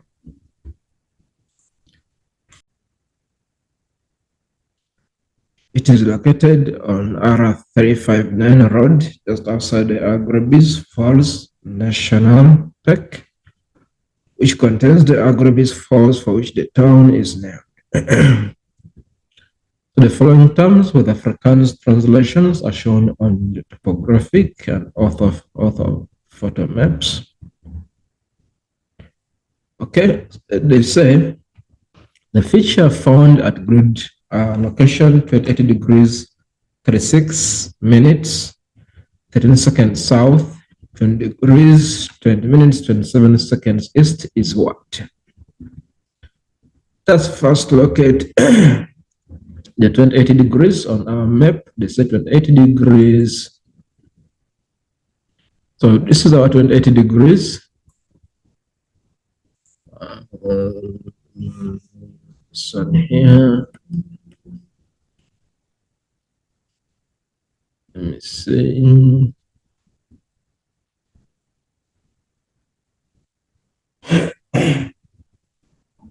Sorry about that.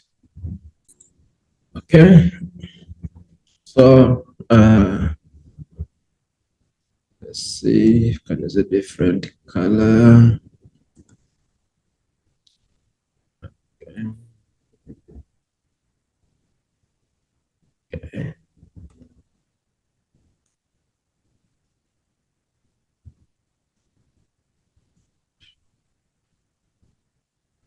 So you can see this is our 280 degrees. Let's try to zoom in. So you can see,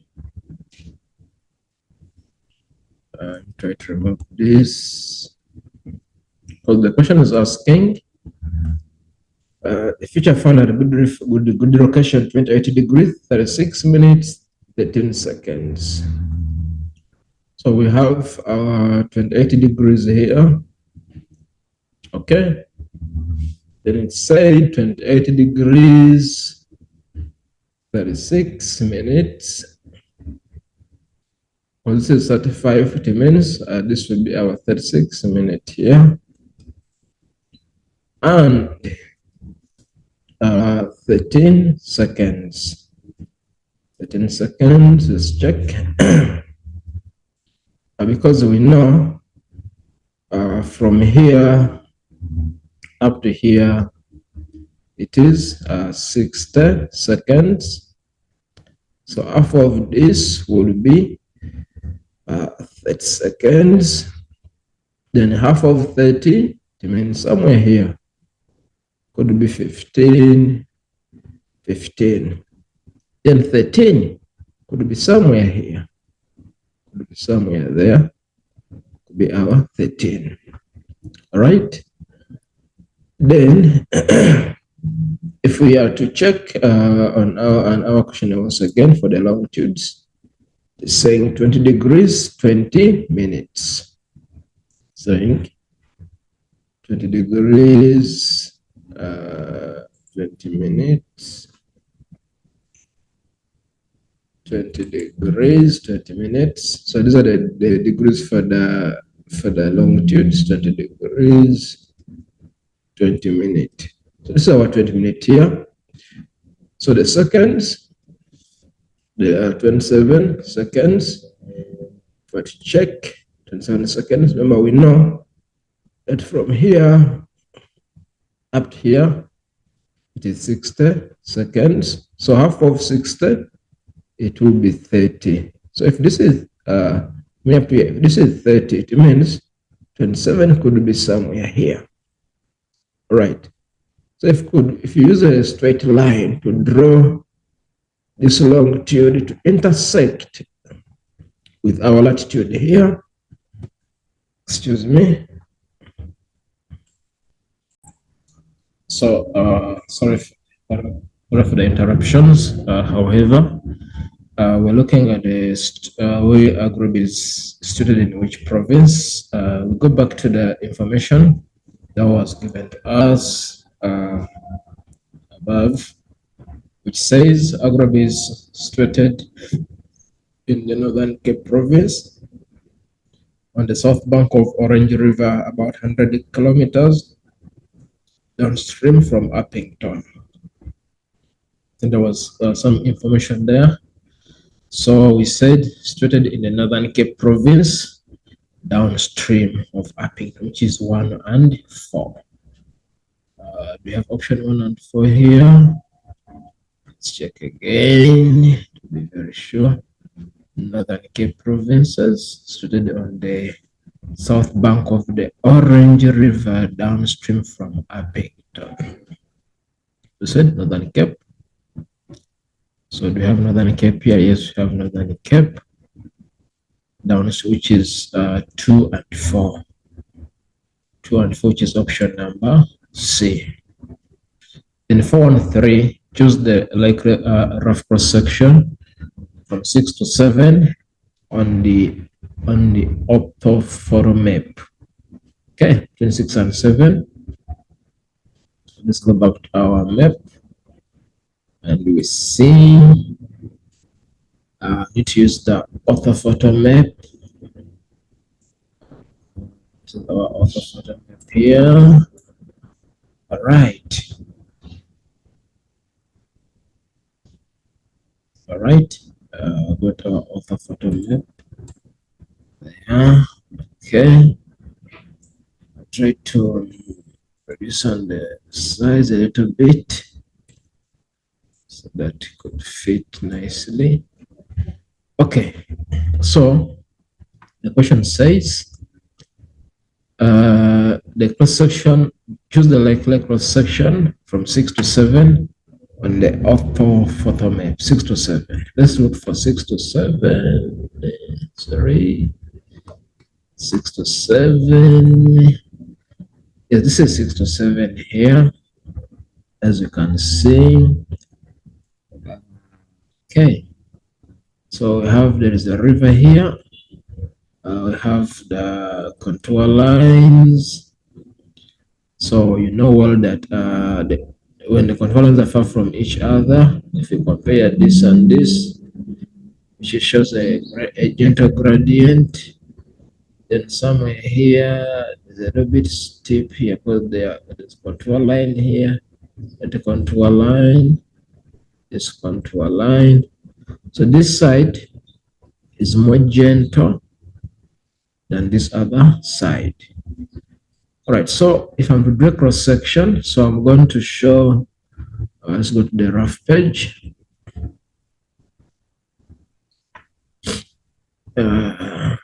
Okay. So the other side was a bit gentle. Then we had our river in the middle there. Then this side was a bit steep. However, let's first go back to the question just to finalize once again. A cross section in 6 and 7. But one thing we need to check here is that when we see something here, there is a meander. See, the river is meandering here, which means there's a meander neck, there is a loop here. So this side you can see is a bit gentle, this side is a bit steep, which if I'm to show it here, a bit gentle, then a bit steep. See? So if we check on our options, you can see option A showed both sides being steep, which is not the case because steeper sides, as we are supposed to show contour lines being close to each other like that. See, which means option A is not correct. If we check option B, it is indicating the other side being too steep, the side being gentle. Let's check on the map once again. Let me try to erase this. Okay, you see on point 7, it's more gentle, right? It's more gentle, and this side is a bit more, because if you look at the contour lines are close to each other, which shows a bit steeper, and this side they are far, which is gentle. Now, coming back to option B, assuming this is our let's check on the map again. Where is point 6 and 7? You can see point 7 is gentle, point 6 is steep. So this side is supposed to be 0.7, it's supposed to be 0.6. So 0.7 is supposed to be gentle, but on this case, 0.7 is more steeper. If you check on point C, sorry, diagram number C, diagram number C, you can see this is 0.7, this is 0.6, whereby this other side is a bit gentle, as you can see. Then here it is steep, which is more likely the same as here. So this side is gentle because contour lines are far from each other. Then this side, it is too close. See? Which shows the contour lines are close to each other. So which means that we're going to go with option C as our correct answer. Option number C. All right. For question 4.1.4, they say determine the magnetic bearing from trigonometrical station 74 block A4 to spot height 652 in block C5. Show all calculations, marks will be awarded. They're saying magnetic bearing, and they're giving us the formula here, which equals to true bearing plus magnetic declination. But when you look at the question, they didn't ask us to find current magnetic declination, which means we are going to use the declination on the map. All right. So if I find our declination, we need to check again on our topographic map. Scroll down. All right. If you try to zoom in,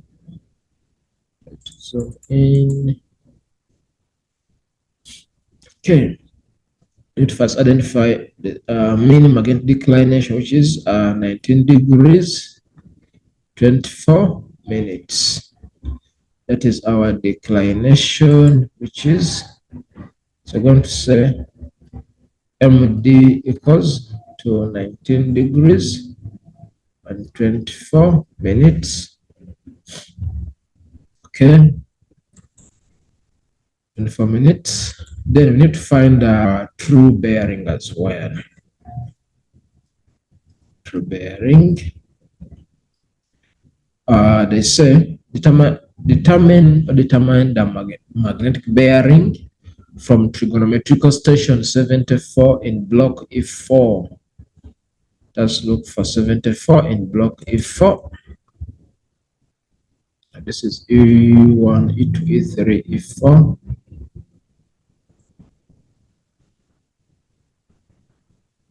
So this is our trig station here. We want us to look at E4 and as well spot height 652 in block C5. 652 in block C5 is for C.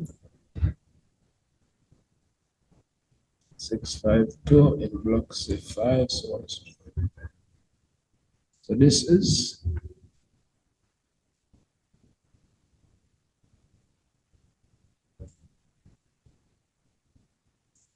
this is our C5 here, right? So now we need to do the true. We need to find the true bearing. True bearing.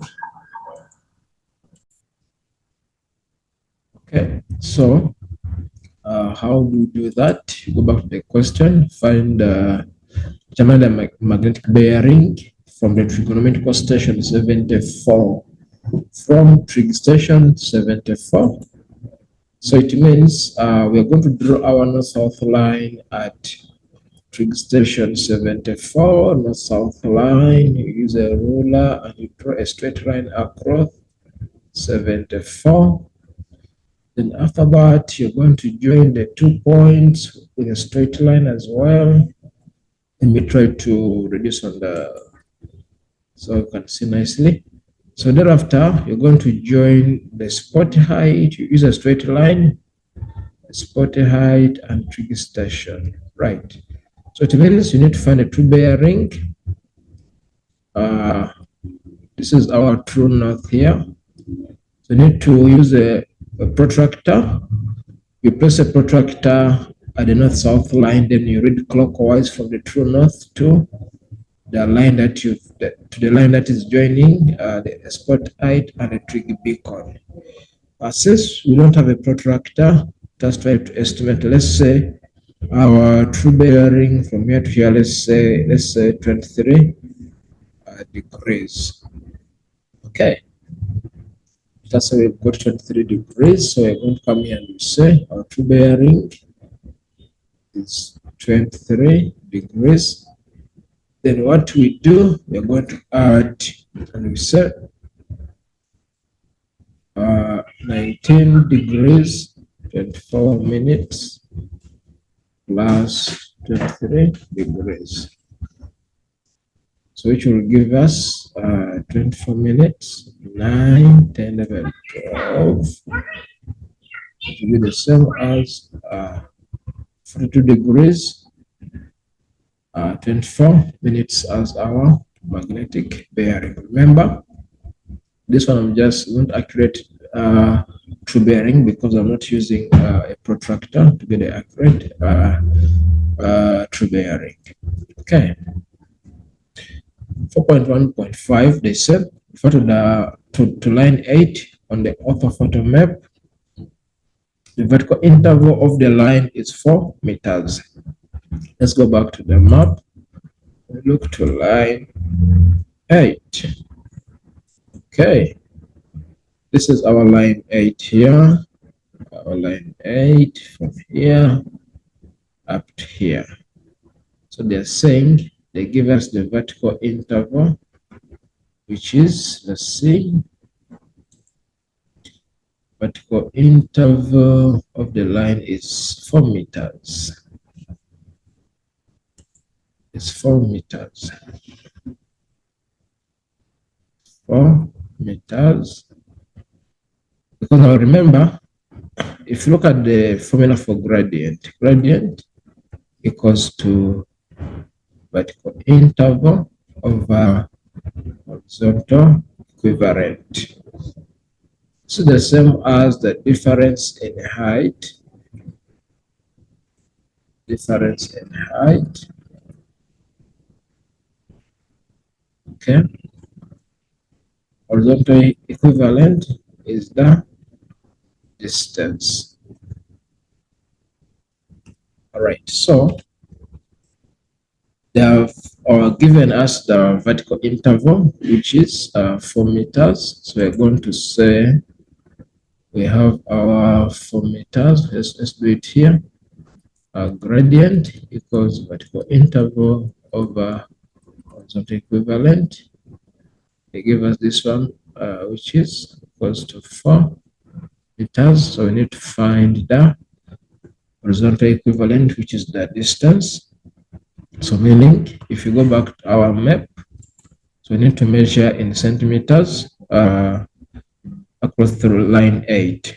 So let's say our centimeter, we're going to say, let's say 5.3 centimeters. So use a ruler to measure from here to this point. Okay. So let's say we got 5.3 centimeters. But remember, in the gradient, everything has to be in meters. So we're going to say 4 meters over 5.3 centimeters. So we need to convert the distance to meters. And that's why we use the scale of 100, since we are using the orthophoto map. Now, when you go to, if you use your calculator, and you say 5.3 times 100. Do it for me quickly there on your calculators. What are you getting? 5.3 times 100. We're going to get 530. So to give us 530, give us 530 meters. All right. So it means now we have 4 meters over 530 meters. So if everything in the meter, then you can now start to, we're going to see the figure on top divides by itself, 4 meters. What you do on top as well, do it at the bottom, divide by 5, divide by 4 meters. So you say 4 divided by 4, get 1. Remember, the answer for gradient must be in ratio. Must be in ratio. Then you say 530 divided by 4. What you get? You're getting 132. 132.5 as our answer for gradient. But remember, for the distance, we just estimated since we didn't have a physical map on me to do the actual measurements. Okay, but those are the steps. Question B. Okay, here they said question A. What is the horizontal equivalent? Remember, we said we estimated and we gave 5.3 centimeters, right? Which is the same as bracket 130 meters after the conversion. Then for this one, number B, our answer will be 12132.5. Okay. Then 4.2, the general direction in the area covered by block B4 on the topographic map, the general wind direction in the area covered by block B4 on the orthophoto map. B4, set B4, B1, B2, B3, B4. Check the question again. Oh, B4 on the topographic map. All right. So let's check that topographic map for this case. They said before. This is B1, B1, this is B1, B2, B3, and B4. So how are we going to tell the wind direction here? We're going to look at the rows of trees. This is a farm here. There's a farm, and we all know the importance of the rows of trees along the farm is to block the act as wind breakers. It means they reduce down the strength of the winds. So for this case, it means the winds were coming in this from this direction. Why? Because that's where the trees are being planted, in that direction, to ensure that the crops here are safe from the incoming winds. So now these winds are coming from, if you use the compass, put our compass somewhere here in block B, whatever. So these winds are coming from the northwest. All right. By the mere fact that we are looking at the roar of the rows of trees in this area, that's why we're saying that we're coming from the northwest, which is going to be option C. 4.2.2, the islands indicated by G on the topographic map are caused by the islands indicated by G on topographic map. Let's first go look for where there is G. This is G here. This is our G. So there are islands there, and islands there. To that show that there is a river flowing over that particular area. Therefore, we're going to say that the islands, of course, an island that could be sand, silt, or deposited sediments that have accumulated. Therefore, this could be as a result of silting and braiding, which is 1 and 2, which is option A. Because silt, these are sediments, and braiding, this was a result of sediments or silt that was deposited to form those islands. So we take option 1 and 2, which is A. 4.2.3, the type of settlement according to size and complexity at F in block E1, at F in block E1. This is F here. This is our settlement at F here. What is that type of settlement? Because you know we have different types of settlements. We have a hamlet, isolated farmstead, we have a village, we have a town, city, metropolis, conurbation, and megalopolis in that order of size. So if we check on the option given to us, they're saying, so we take out option C, and because C, it is referring to the pattern, not the type. So we have two types here. We have a hamlet and we have a town. And since we saw that at this point, you can see the farms even have names. It could be commercial farms, but there are these small dwellings or settlements, which means this is a hamlet. So we're going to take option A as our correct answer. 4.2.4, refer to the fluvial landform found between block B1 and C3 on the orthophoto map. The fluvial landform, right? Fluvial landform found between blocks B1 and C3 on the orthophoto map. Let's go back to our orthophoto map. Okay. This is our block C1, C2, C3. The question says again, the fluvial landform found between blocks B1 and C3.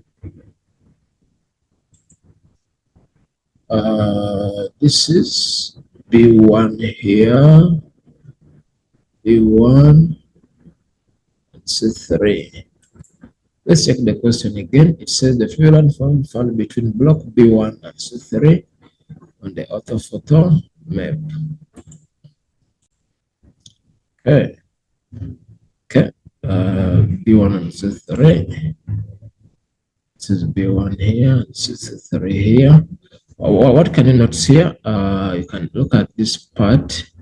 You can see the contour lines, how close they are. This other side, and as well as some here contour lines are too congested. You see? Now, whenever contour lines are too congested, it's going to indicate a steeper gradient. Okay, steeper gradient, steeper gradient. It means in between, it's like there is, because this dark part here, the dark part, it does indicate or does show us the flow of water, which could be a river. So meaning, when you look at the steepness, side is steep, and there is a river flowing through. So we refer to that as a gorge. So that feature is going to be a gorge. To be a gorge. describe the slopes of this landform. Like we've mentioned, the slopes are steep, and they're sent to describe, like we need to give a reason why are they steep. We refer to the map, then we say because contour lines are close to each other.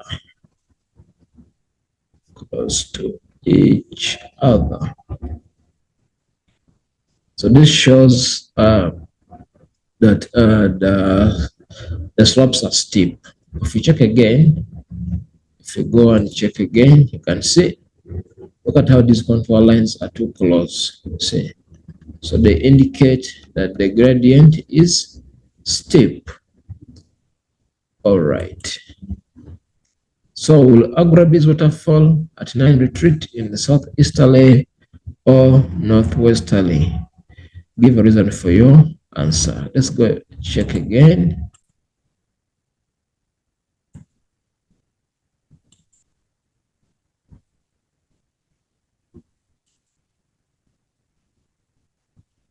Okay, try to remove this.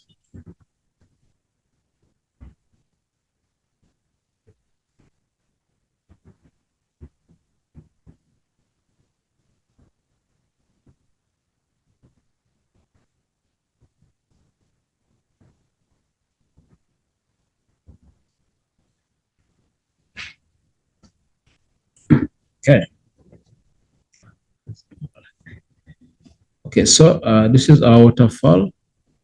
This is our waterfall at this point here.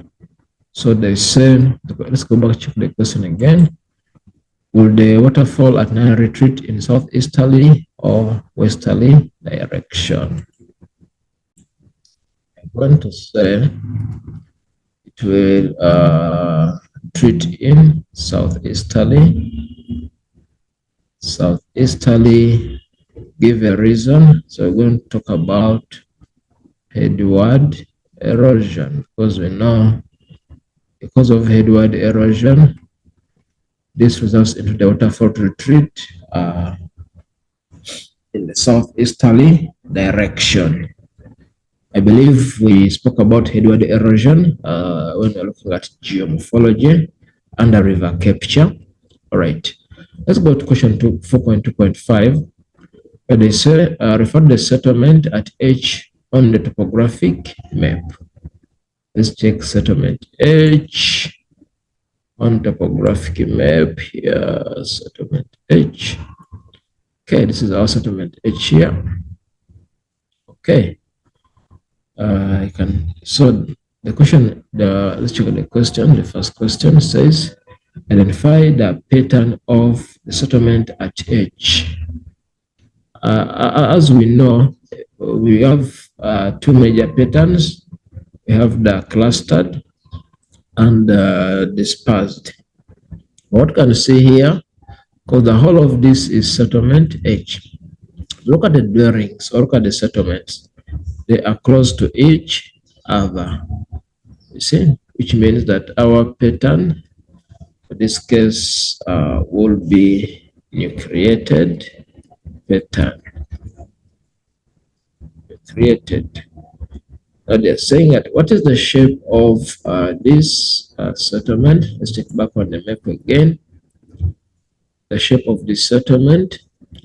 I think we need to be very careful here. We need to identify the physical feature along this area. So I think you can see we have these roads here. These roads which are crossing through each other. They are roads, right? So certainly that develop where roads are cross through each other. So we're going to refer to this as a crossroad. So we could refer to it as a crossroad, because roads are crossing through each other. So a crossroad shape. Then they say, explain one factor that influenced the pattern of this settlement. The pattern of this settlement. talk about the transport because of the roads. That's why the shapes like that. The transport, because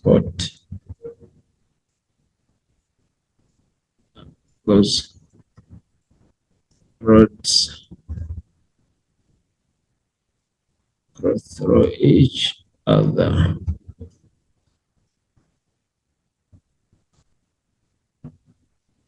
Roads go through each other.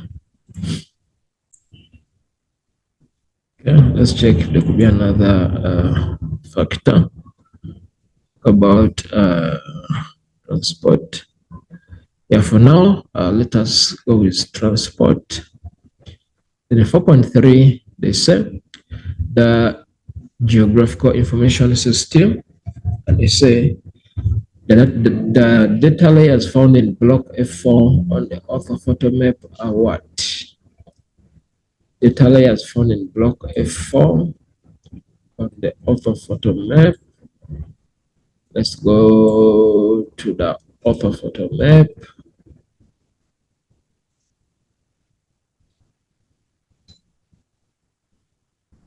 Okay, a bit up. Block F4. Okay, so this is F4 here, data layers. So one, I think there is a river. Before I do that, let's first go to check where this orthophoto map was taken. It was taken from this area here. Okay. So meaning we have different layers of information in block F4.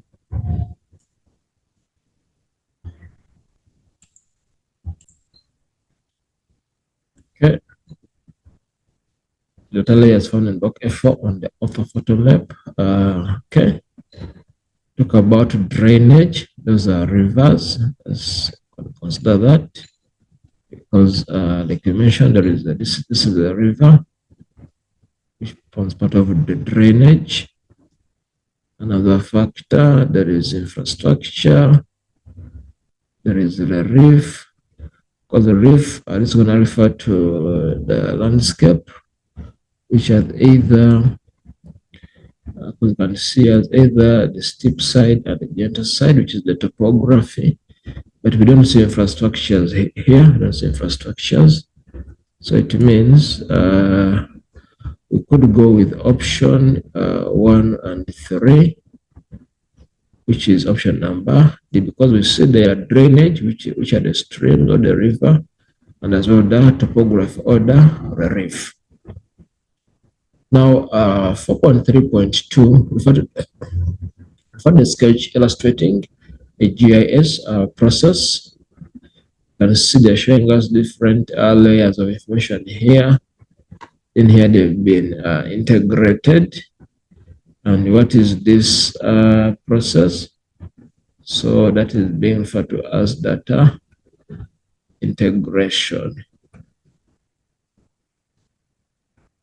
Data integration. So you can see here, we have the layers for the streams, layer for the buildings.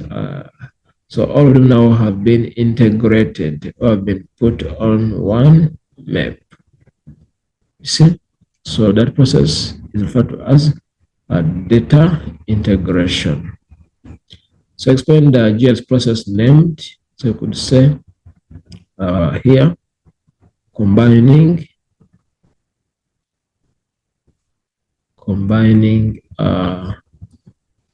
different data layers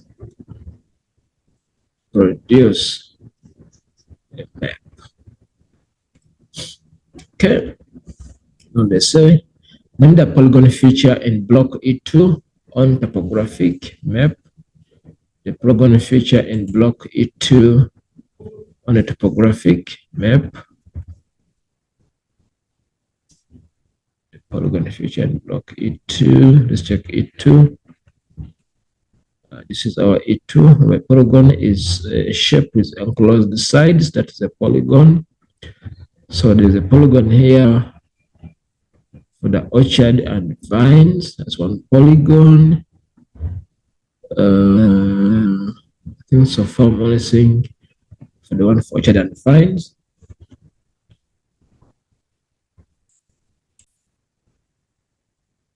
Okay, so it's going to be the orchard and vines, but for now, saying orchard and vineyard. Why am I always saying orchard and vineyard? Because if I check on a map and I go down to the key,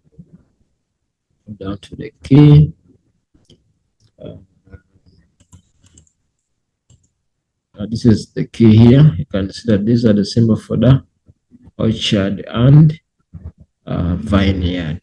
All right. Then is the polygon feature named in equation 433 raster or vector? But it's a polygon, right? That's gonna be vector. Because vector data in form of lines, point, or polygon. And lastly, comment on the importance of the polygon feature for the residents. Since we said it is orchards and vineyards, could as well offer employment opportunities. Employment opportunities. Okay.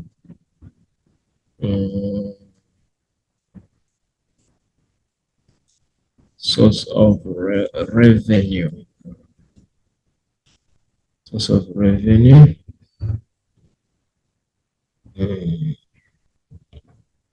Of tourist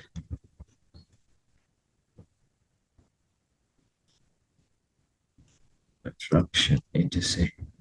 So that brings us to the end of this paper. Thank you so much.